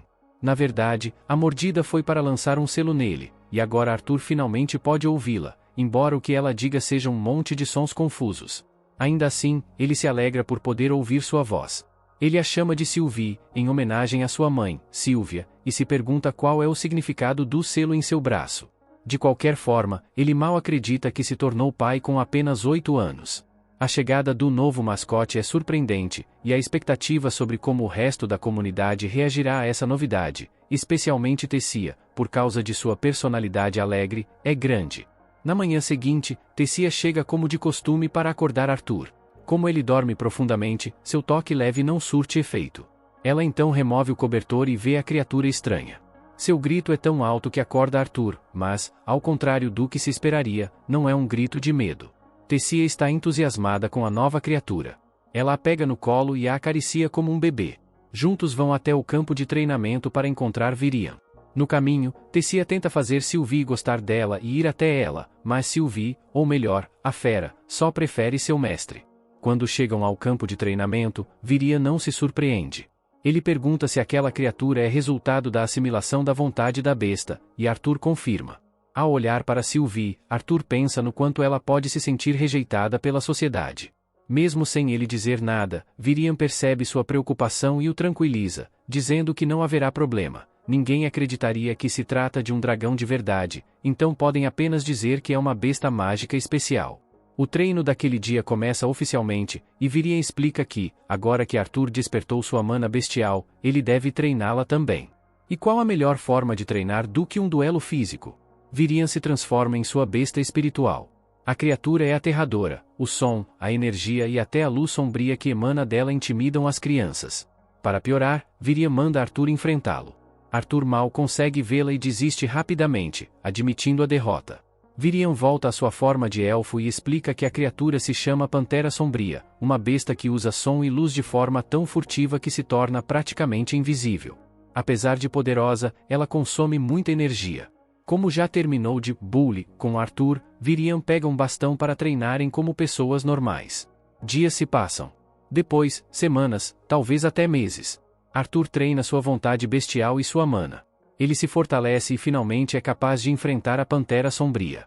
Com a abertura do portão se aproximando, Tessia começa a sentir o peso da iminente ausência de Arthur. A cidade celebra uma festa antes do intercâmbio, mas Tessia não consegue aproveitar, pois seu amigo partirá. Arthur tenta convencê-la a pelo menos sorrir. Em outro dia qualquer, enquanto caminha pela cidade, um garoto esbarra nele e o encara de forma estranha por ser humano. O garoto é FYTH, lembra dele? O mesmo elfo que havia desafiado Arthur para um duelo e perdeu com um único golpe. Ele se aproxima novamente e pergunta se Arthur se lembra dele. Arthur, sinceramente, diz que não. Quem ocuparia FYTH parece insignificante. Tentando se explicar, o garoto insiste que está pronto para uma revanche, pois agora sabe que pode vencê-lo. O resultado não muda, Arthur o acerta e ele cai no chão. Tessia diz a Arthur quem é o garoto, e Arthur estende a mão em cumprimento. Surpreendentemente, FYTH aceita o aperto de mão, revelando que tudo o que queria era ser amigo de Arthur, e que ficou triste quando Arthur não lhe estendeu a mão da primeira vez. Eles conversam, e Arthur descobre que FYTH também participará do programa de intercâmbio. FYTH revela que todos os filhos dos nobres estão indo. Ele não sabe disso, já que Tessia não disse que também irá. Ele olha para ela para perguntar se ela vai, mas FYTH responde que ela não irá porque não querem que sua princesa frágil se perca de novo. Frágil. Essa não é uma palavra que se deveria usar para Tessia, considerando quão forte ela é. E como ele acha que ela é frágil, ela precisa mostrar o quanto é forte. Ela o acerta, e ele voa pelos ares, caindo como uma bola em um castelo inflável. Ele desmaia imediatamente. Nunca vi uma princesa bater em seu subordinado antes. Acho que essa foi a primeira vez. Vendo como a situação está se desenrolando, Arthur rapidamente a arrasta para longe. Quando se afastam, ele a adverte que uma princesa deve se preservar e não deveria bater nos seus subordinados. Mas ela não liga para isso. Ela tem tantas coisas na cabeça, especialmente o fato de que ele está indo embora, e FYTH acabou caindo numa armadilha. Ela reclama que Arthur está a deixando e ainda está agindo como o pai dela ao repreendê-la. Ela o chama de velho e sai correndo. Ela vai para o quarto chorar, e Arthur, percebendo que ela está abatida, vai até lá pela janela, segurando flores de sino. Ela o nota pela janela e vai até ele. Ele coloca a flor em sua orelha e a convida para sair com ele. Eles caminham pela floresta, apesar dos avisos que receberam sobre não irem até lá. Em seguida, ele acende uma fogueira para aquecê-los, e eles se sentam para conversar. Ela começa a ficar sonolenta, e ele a incentiva a dormir. Mas ela quer continuar com ele. Eles começam a conversar sobre o mundo humano, mas ela acaba adormecendo. No dia seguinte, Arthur se prepara para partir. Virian lhe dá uma bússola para que não se perca, e também diz que a bússola tem o símbolo de Aerith, então, se ele quiser voltar, saberá o caminho. Virian também revela, de forma disfarçada, que sabia sobre a escapada deles na noite anterior. Antes de partir, Arthur pergunta por Tessia, mas presume que ela está abatida demais para se despedir. Quando ele está em frente ao portal com as outras crianças, Tessia chama seu nome e corre até ele. Ela até tropeça no caminho. Ela o segura, lembrando de não pular refeições quando voltar para casa. Ele a abraça, dizendo que vai sentir sua falta. Em lágrimas, ela responde que também vai sentir falta dele. E o portal se abre. É, de fato, uma despedida emocionante. Após uma longa viagem, Arthur retorna ao reino humano. Ao pousar no reino de Zeus, ele fica feliz por poder ver seus pais novamente. Ele caminha até sua casa, se prepara e bate na porta. Uma garotinha corre até a porta para abri-la. Ele olha para a doce menina diante dele, sabendo que é sua irmã. Seus pais correm até a porta, chamando a menina de Eleanor. Quando chegam à porta, estão tão chocados que nem conseguem reagir. Ele sorri para eles, dizendo que voltou. Alice e Harold não conseguem acreditar nos próprios olhos ao verem Arthur diante deles e o abraçam apertado para recebê-lo de volta. A filha deles diz a Alice que ela não deveria chorar, e Arthur se vira para a menina, percebendo que ela é sua irmã, por quem ele estaria disposto a sacrificar a própria vida. Ele se ajoelha diante da irmã Helena e se apresenta, deixando-a bastante surpresa por finalmente ver seu irmão. Em seguida, Arthur entra em casa, onde Alice começa a lhe fazer perguntas sobre o tempo que passou longe. Ele garante que está bem, e até mesmo Harold pede para que ela pare de sufocar o garoto com perguntas. Enquanto isso, Eleanor sente ciúmes de toda a atenção que Arthur está recebendo dos pais, mas Alice diz para que ela seja amiga dele, pois ele é o irmão de quem tanto falavam nas histórias. Arthur responde que queria muito conhecê-la. Então, o bebê dragão Sylvia pula nos braços da menina. Quando todos se acalmam, Arthur conta em detalhes o que aconteceu após se separar da família. No entanto, ele omite a existência de Sylvia por não saber como os pais reagiriam e diz que sobreviveu à queda graças a um golpe de sorte. Ele narra como resgatou o Tess e permaneceu no Reino El durante os anos seguintes, treinando e tratando sua doença. Ele esconde tudo sobre Sylvia e o núcleo de besta que possui, explicando apenas que ela é uma fera de mana que ele adotou após encontrar a mãe dela enfraquecida demais para sobreviver. Seus pais acreditam nele e ficam apenas aliviados por ele estar vivo. De repente, Harold pergunta em que estágio está o Monor de Arthur, e Alice o repreende por tocar nesse assunto logo após a volta do filho. Arthur, por sua vez, pergunta sobre o trabalho atual do pai, e Harold se gaba de ser instrutor de segurança em uma famosa casa de leilões. Harold declara que seu Monor alcançou a cor laranja escura há 2 anos, um estágio intermediário na escala de poder. Arthur fica impressionado, reconhecendo o esforço do pai para chegar ali, mas revela que ele próprio está no estágio vermelho claro, um nível abaixo. Harold fica desconcertado por estar prestes a ser superado pelo filho e o desafia para um duelo amistoso, querendo ver o quanto ele evoluiu, apesar dos protestos de Alice. Algumas pessoas invadem a casa. Um homem chamado Vincent pergunta se é verdade que o filho de Harold está vivo, e Arthur se pergunta quem é aquele sujeito. Harold explica que Vincent é o dono da casa de leilões onde ele trabalha, inclusive, aquela casa também pertence a ele. Arthur cumprimenta Vincent, e logo faz amizade com a filha deles, Lilia, graças à fofura de Sylvia. Harold então convida Vincent para assistir ao duelo entre ele e Arthur no jardim, e todos seguem para lá. Vincent fica surpreso ao saber que o Monor de Arthur está no estágio vermelho claro. Alice explica que seu filho aprende rápido e não teria motivos para mentir. Mesmo assim, Vincent acha difícil de acreditar, pois até mesmo os melhores alunos das academias mais renomadas atingem esse estágio apenas aos 13 anos, e Arthur tem apenas 8. Enquanto isso, Arthur e Harold terminam o aquecimento e partem um contra o outro. Arthur bloqueia os ataques do pai e contra-ataca, mas Harold para com facilidade, dizendo que ele ainda precisa melhorar. Contudo, Arthur o surpreende ao usar técnicas aprendidas com Vian, conseguindo empurrá-lo para trás.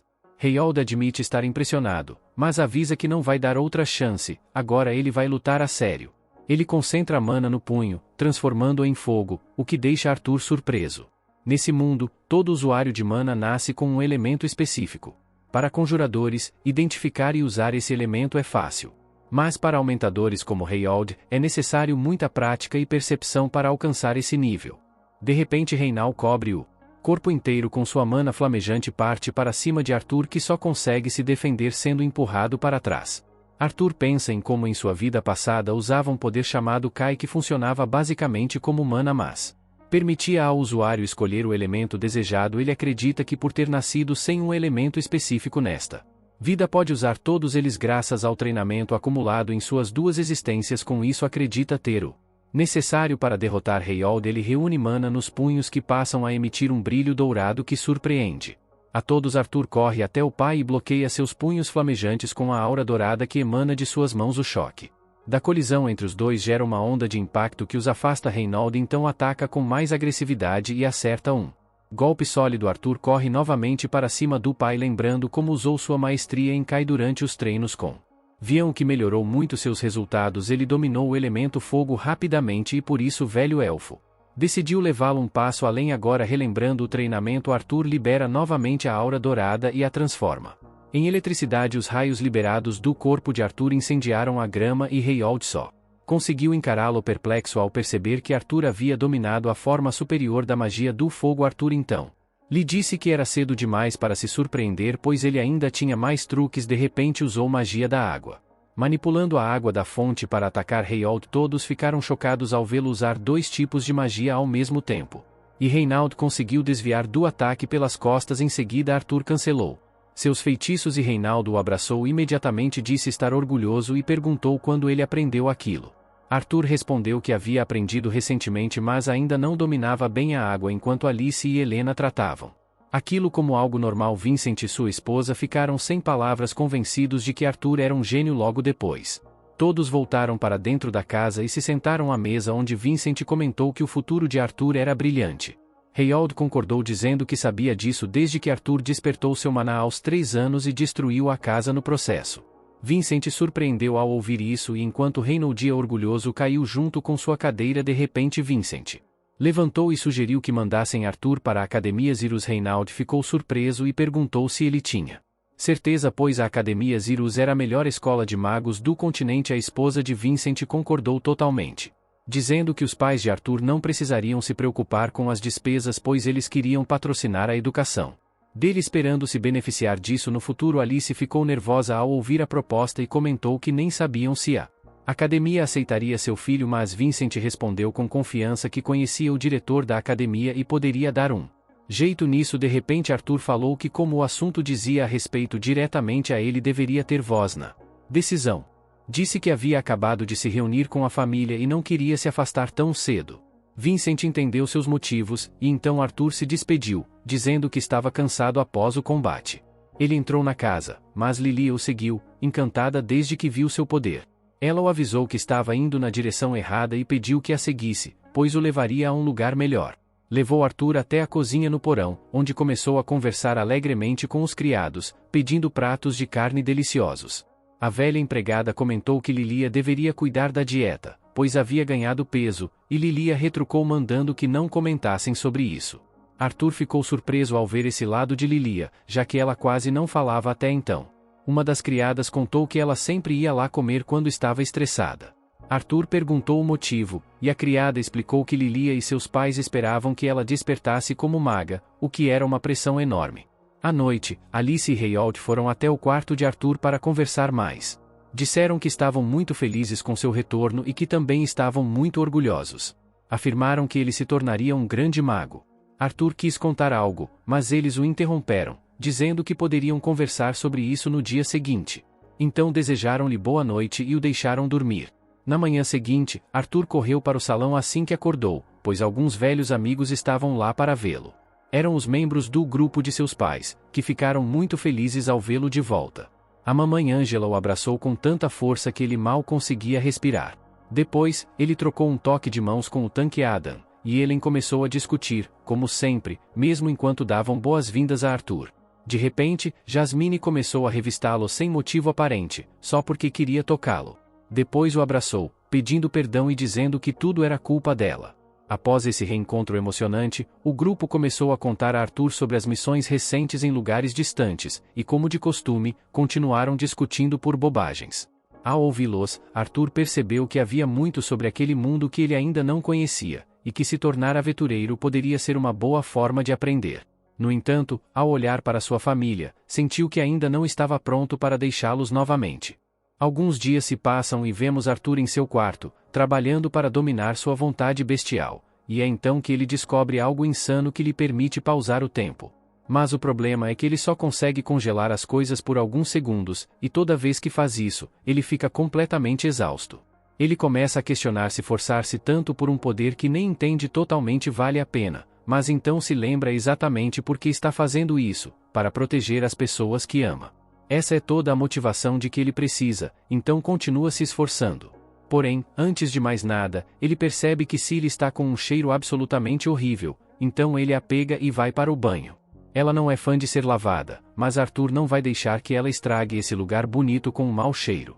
Falando na mansão, com o quão enorme e luxuosa é a propriedade do Zelle, Arthur imagina que a casa de leilões deles deve estar faturando muito. Mesmo assim, ele não sabe muito sobre como eles operam. Depois de finalmente terminar de dar uma boa esfregada em Cilly, ele está secando ela em sua cama quando sua família entra e o lembra de que ele também poderia tomar um banho. Embora nunca tenha se importado com sua aparência durante seu tempo no reino élfico, isso muda rapidamente quando sua mãe o arrasta para o salão favorito dela. O cabeleireiro jura que vai deixá-lo incrível e, honestamente, ele não parece muito diferente depois, apenas um corte leve, mas todo mundo insiste que agora ele está muito mais estiloso. Arthur fica meio confuso sobre por que de repente estão tão interessados na aparência dele, mas então Tabitha explica que está planejando levá-lo para conhecer a casa de leilões. Como é um lugar de perfil tão alto onde até mesmo membros da realeza aparecem, eles não poderiam deixá-lo entrar com um penteado que grita, garoto da selva. Já que estão em Cira City, ela se oferece para mostrar a cidade para ele, e Elelanar comenta que quer ir também para passar mais tempo com seu irmão mais velho. Lilia se sente um pouco excluída porque, antes de Arthur voltar, Elelanar costumava passar todo o tempo com ela. Ainda assim, ela quer estar com Arthur também, então não faz drama.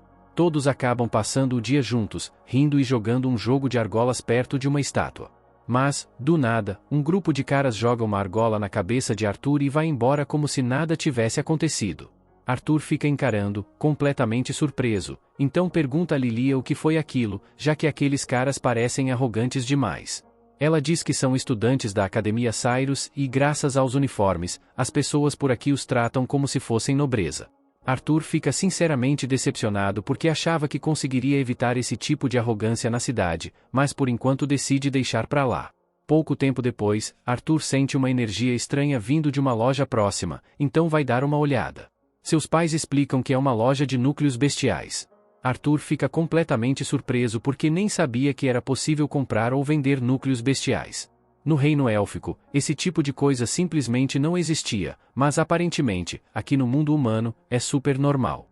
Tabitha continua explicando que os núcleos bestiais ajudam a aumentar o poder de um mago, e se tiverem uma vontade bestial dentro, podem ser vendidos por até 100 moedas de ouro. Só para dar uma ideia, esse tipo de dinheiro poderia manter toda a família de Arthur vivendo confortavelmente por mais de 2 séculos. Ela diz que a casa de leilões deles vai oferecer alguns núcleos em breve e diz que pode deixar ele segurar um, se estiver curioso. Arthur agradece, mas não está tão interessado porque está totalmente satisfeito com o que conseguiu de Sylvia. É aí que Lilia, de repente, pergunta à mãe se ela pode ter um também. Mas Tabitha corta imediatamente, dizendo que o núcleo de Gabi não é um truque mágico para fazer ela despertar da noite pro dia. Além disso, ela diz que são caros demais para uma criança como Lilia. Lilia continua insistindo, mas Tabitha mantém sua posição e diz que o assunto está encerrado. Mais tarde, eles param em um pequeno café para almoçar, mas Arthur percebe que Lilia ainda está chateada com o que foi dito mais cedo. Está claro que Tabitha quer que Lilia leve seu tempo para despertar, mas algo está incomodando Lilia, porque ela parece estar com pressa por algum motivo. Arthur está prestes a perguntar o que está acontecendo, mas então olha ao redor e percebe que Lilia nem está mais lá. E mesmo estando sentada bem ao lado da mãe, Tabitha não parece nem um pouco preocupada quando sua filha simplesmente sai andando por um beco suspeito. Arthur se levanta e segue o rastro dela, eventualmente encontrando-a dentro de uma loja de magia. Ela está encarando um dos núcleos bestiais mais baratos em exposição. Com o próprio dinheiro, ela provavelmente conseguiria comprar aquele. Mas Arthur intervém e pergunta se ela tem certeza disso, porque simplesmente conseguir um núcleo bestial não significa que ela será capaz de lançar magia de repente. Lilia o ignora dizendo que não saberá a menos que tente, então ela alcança o núcleo, mas Arthur gentilmente segura sua mão e diz para ela esperar porque ele não acha que essa seja a decisão certa. Mas Lilia não quer ouvir isso dele, porque, na cabeça dela, ele nunca vai entender o que ela está passando, não quando ele sempre foi talentoso. Lilia rapidamente se afasta de Arthur, mas ao fazer isso ela esbarra acidentalmente em alguém atrás dela, e acontece que é um dos valentões da Ezirus de antes. Ela imediatamente se desculpa, dizendo que foi um acidente, mas o cara tem orgulho demais para deixar isso passar. O grupo deles começa a se preparar para arrumar confusão. O dono da loja ouve um barulho e sai para ver o que está acontecendo. No momento em que ele vê aqueles uniformes da Xirus, ele dá meia volta e volta direto para seu escritório, claramente querendo ficar longe daqueles encrenqueiros. Agora, os garotos da academia acham que têm passe livre para fazer o que quiserem, e o primeiro da lista é atacar Arthur e Lilia. Lilia imediatamente se esconde atrás de Arthur, embora ele preferisse resolver isso sem causar cena, está claro que esses caras não são do tipo que conversa. Ele se prepara para dar uma lição neles. Mas, antes que qualquer coisa aconteça, Tabitha e Alice chegam e mandam todo mundo abaixar a magia agora. Os garotos tentam ignorá-la no começo, perguntando quem diabos ela acha que é. Até o dono da loja corre para fora e implora para que Tabitha não os provoque, dizendo que eles poderiam destruir a loja se quisessem. Mas Tabitha não recua e deixa claro, se qualquer um deles se quer encostar na filha da família L, eles estão acabados. No momento em que percebem quem é Lilia, todos ficam em pânico. A família L é uma das maiores doadoras da academia, então se o diretor souber disso, eles estarão fora de vez. Eles fogem, tentando não causar mais problemas. Mas um deles ainda consegue lançar um último insulto, chamando Lilia de pirralha mimada e inútil antes de sair. Todos voltam para casa, e quando chegam lá, explicam tudo para Vincent. Ele fica chocado ao ouvir que Arthur e Lilia quase entraram em uma briga com estudantes da academia, mas fica aliviado que Tabitha interveio, porque conhecendo Arthur, havia uma boa chance de ele ter ido longe demais e machucado seriamente eles. Lilia pede desculpas silenciosamente pela confusão, mas Vincent diz que está tudo bem. Ela não fez nada de errado, e com o quanto ele doou para a academia, isso não vai prejudicar suas chances de entrar. Ele até acrescenta que Arthur também não precisa se preocupar. Mas Lilia imediatamente entende tudo errado, achando que seu pai quer que Arthur tome o lugar dela. Seus pais tentam explicar que não foi isso que quiseram dizer, mas ela está tão sobrecarregada por suas próprias dúvidas que acredita que eles a veem como uma decepção. Ela grita que odeia os dois e sai correndo, deixando todos completamente surpresos. Algumas horas depois, quando chega a hora do jantar, Arthur sobe para chamar Lilia, mas o quarto dela está vazio. Quando era pequena, Vincent sempre contava histórias sobre a academia, então Lilia esperava por isso desde que se lembrava.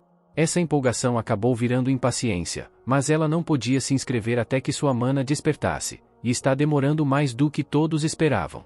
Seus pais continuavam dizendo para ela não se preocupar com isso, mas depois que viu Arthur dominando a magia tão jovem, ela não pôde evitar sentir que estava ficando para trás. Arthur finalmente a encontra na sala de descanso dos funcionários, sentada em silêncio.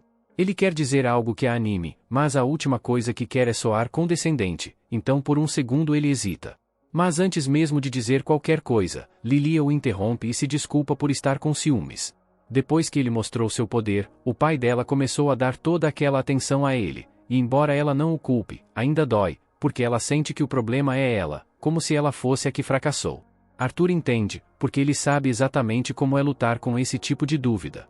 Então ele segura o rosto dela e diz, com todas as letras, que ela não é uma decepção. Ele viu o quanto ela tem se esforçado, e sabe que os pais dela também veem. Eles têm orgulho dela, e algum monstro superpoderoso como ele não vai mudar isso. Lilia solta uma risada, percebendo o quão ridícula ela estava sendo. O pai dela só quer que ela se torne uma maga para que possa ser feliz. É por isso que ele tem investido tanto dinheiro para garantir que ela entre na academia. Ela entende que os pais não querem que ela se desgaste, mas quanto mais Vincent faz por ela nos bastidores, mais parece para os outros que ela é só uma garota rica mimada. Arthur entende o que ela está sentindo, então se oferece para ajudar. Ele pergunta se ela realmente quer usar magia, porque se quiser, ele conhece um jeito de acelerar as coisas. Mais tarde naquela noite, Arthur conta aos pais de Lilia que ela saiu de casa e eles ficam surpresos. Eles imediatamente perguntam o que aconteceu, então Arthur explica que a enviou para treinar e ajudá-la a despertar sua magia, e caso estejam preocupados, ele garante que as pessoas com quem ela está são confiáveis e gentis. Ainda assim, Vincent e Tabitha exigem saber por que ele faria algo assim sem conversar com eles primeiro. Arthur diz que não foi uma decisão só dele, Lilia quis assim. Se ela tivesse que se despedir cara a cara, seus nervos poderiam ter atrapalhado. Mas ela não saiu sem dizer nada, ela escreveu uma carta para eles e Arthur a entrega ao pai preocupado. A carta diz que Lilia sempre se sentiu um fracasso por não conseguir usar magia, mas não importa quanto tempo leve, ela vai continuar treinando até se tornar uma maga incrível. Até esse dia chegar, ela não voltará para casa. Então, ela pede aos pais que fiquem seguros enquanto ela estiver fora. Ao ouvir isso, Vincent cai de joelhos, arrasado, porque, no fundo, ele sabe que isso é culpa dele. Foi ele quem incutiu nela que se tornar uma maga era o único caminho para a felicidade. Mas a verdade é que, com ou sem magia, ela é sua filha e ele nunca poderia vê-la como inútil. Logo após dizer isso em voz alta, Arthur se vira e chama Lilia para entrar, e para total choque de Vincent, ela entra por trás da porta. Ela esteve lá o tempo todo. Confuso, Vincent pergunta o que está acontecendo e Arthur intervém para explicar. Ele começa pedindo desculpas por tê-los enganado, e sabe o quão assustador deve ter sido pensar que Lilia fugiu. Ele realmente lamenta tê-los assustado assim, mas fez isso para ajudar Lilia a perceber algo, que seus pais a amariam não importa o que acontecesse, mesmo que ela nunca aprendesse a usar magia. Vincent o escuta e, em vez de ficar bravo, percebe o quão cego foi esse tempo todo. Então, ele vai até Rei e Alice e pede desculpas por tentar empurrar Arthur direto para a academia assim que ele voltou. Depois, ele se vira para Lilia e diz que sente muito por fazê-la sentir que precisava ser uma maga. Ele diz que ela não precisa ir para a academia. Ela não precisa se tornar nada que não queira ser. Ela só precisa ser feliz, e isso é tudo o que importa. Lilia fica grata, mas explica que ainda quer se matricular. Mesmo que demore mais alguns anos para seu mana despertar, ela quer chegar lá por seus próprios meios. Ela quer se tornar uma maga, não apenas por si mesma, mas para usar seus poderes para ajudar os outros a sentirem alegria. Arthur ouve isso, e se é isso que ela realmente quer, ele promete ajudá-la a despertar seu mana. Já que está fazendo isso por Lilia, Arthur acha que também pode ajudar Eleanor. Então, as duas se sentam no meio da sala, prontas para começar. Ele diz a elas para respirarem fundo algumas vezes, segurar e expirar lentamente com os olhos fechados, apenas para tentar sentir o mana dentro delas. Eleanor se conecta com o dela quase instantaneamente, mas Lilia está tendo dificuldades para encontrar o seu. Ela começa a duvidar de si mesma, se perguntando se talvez ela simplesmente não tenha o que é necessário. Mas Arthur diz a ela para continuar. Ele então coloca uma mão nas costas de cada uma e avisa que está prestes a ativar o mana delas e que elas podem sentir um pouco de calor.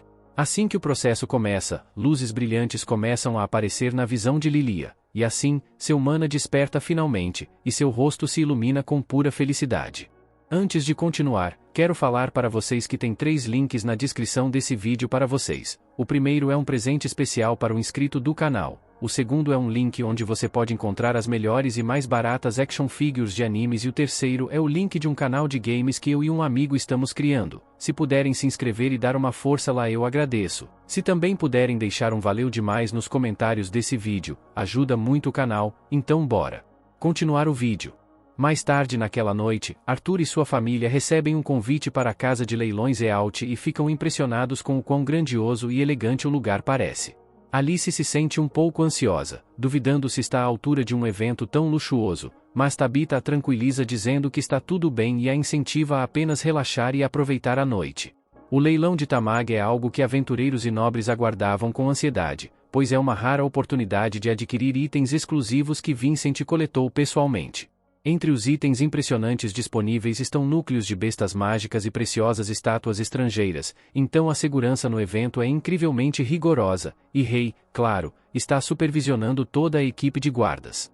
Assim que o leilão começa, Vincent caminha confiante até o palco e anuncia a presença de convidados especiais naquela noite, a estimada família real do Reino de Sepin, o rei Blaine Glad, a rainha Priscila e seus filhos, o príncipe Curtis e a princesa Catelyn. Aplausos explodem da multidão com a introdução da família real, levando Arthur a concluir que eles devem realmente ser ótimos governantes se o povo os adora tanto assim. Com a realeza presente, Rei e a equipe de segurança estão especialmente vigilantes, determinados a garantir que nada atrapalhe os acontecimentos.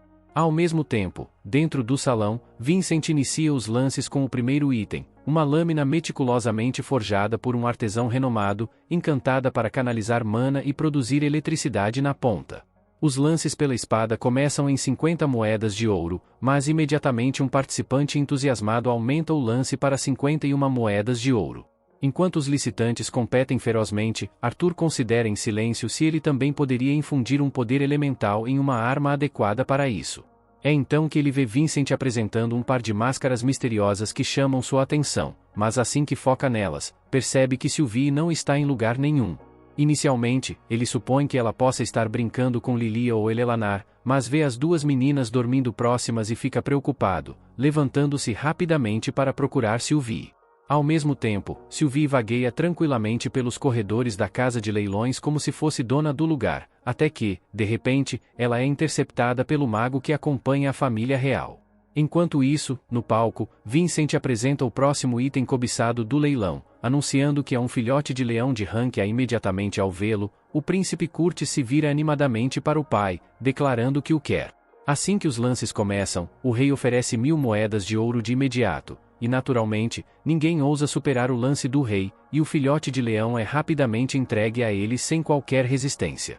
O rei então sobe ao palco para receber o filhote, o que leva Vincent a perguntar o que ele pretende fazer com uma criatura tão rara. O rei explica que talvez domestique o leão ele mesmo, mas como Curtis expressou o desejo de se tornar um domador de bestas, ele o dará ao seu filho em vez disso. Nesse exato momento, Arthur ainda está ocupado procurando Sylvie quando, de repente, ouve um grito alto vindo do corredor. Ele corre na direção do som e a encontra sendo encarada pelo mago da comitiva real. Reconhecendo o sujeito na hora, Arthur sabe que não deve causar uma cena em um lugar como aquele. Ele calmamente pede ao mago que solte Sylvie, explicando que ela é sua besta de mana. O mago suspira em decepção, tendo assumido que Sylvie era uma das criaturas do leilão. Sylvie então corre até Arthur, e quando ele começa a se afastar, o mago grita dizendo que ainda está interessado nela. Ele diz que vem querendo pôr as mãos em uma besta de mana há algum tempo e exige que Arthur lhe entregue Sylvie. Arthur o encara como se ele tivesse perdido completamente o juízo e pergunta o que o faz pensar que isso aconteceria algum dia. Mas em vez de desistir, o mago lança um feitiço de fogo diretamente em Arthur, claramente tentando intimidá-lo, e anuncia que é uma ordem direta de um mago da corte real. Mas Arthur não se intimida, simplesmente se vira e continua andando. Isso só enfurece ainda mais o mago, que então ameaça os pais de Arthur. E embora Arthur consiga lidar com ameaças dirigidas a ele mesmo, envolver sua família é algo que ele não tolera.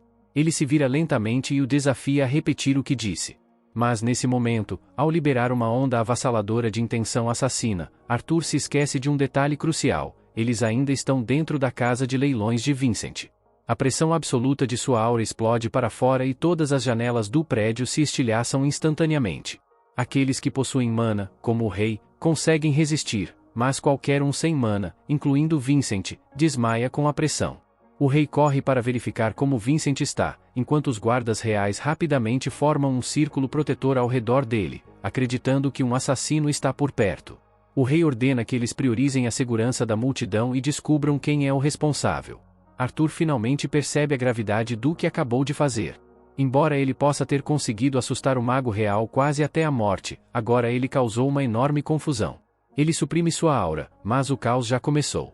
Ninguém sabe o que realmente está acontecendo, então RY dá a ordem de esvaziar todo o local até que a situação esteja sob controle.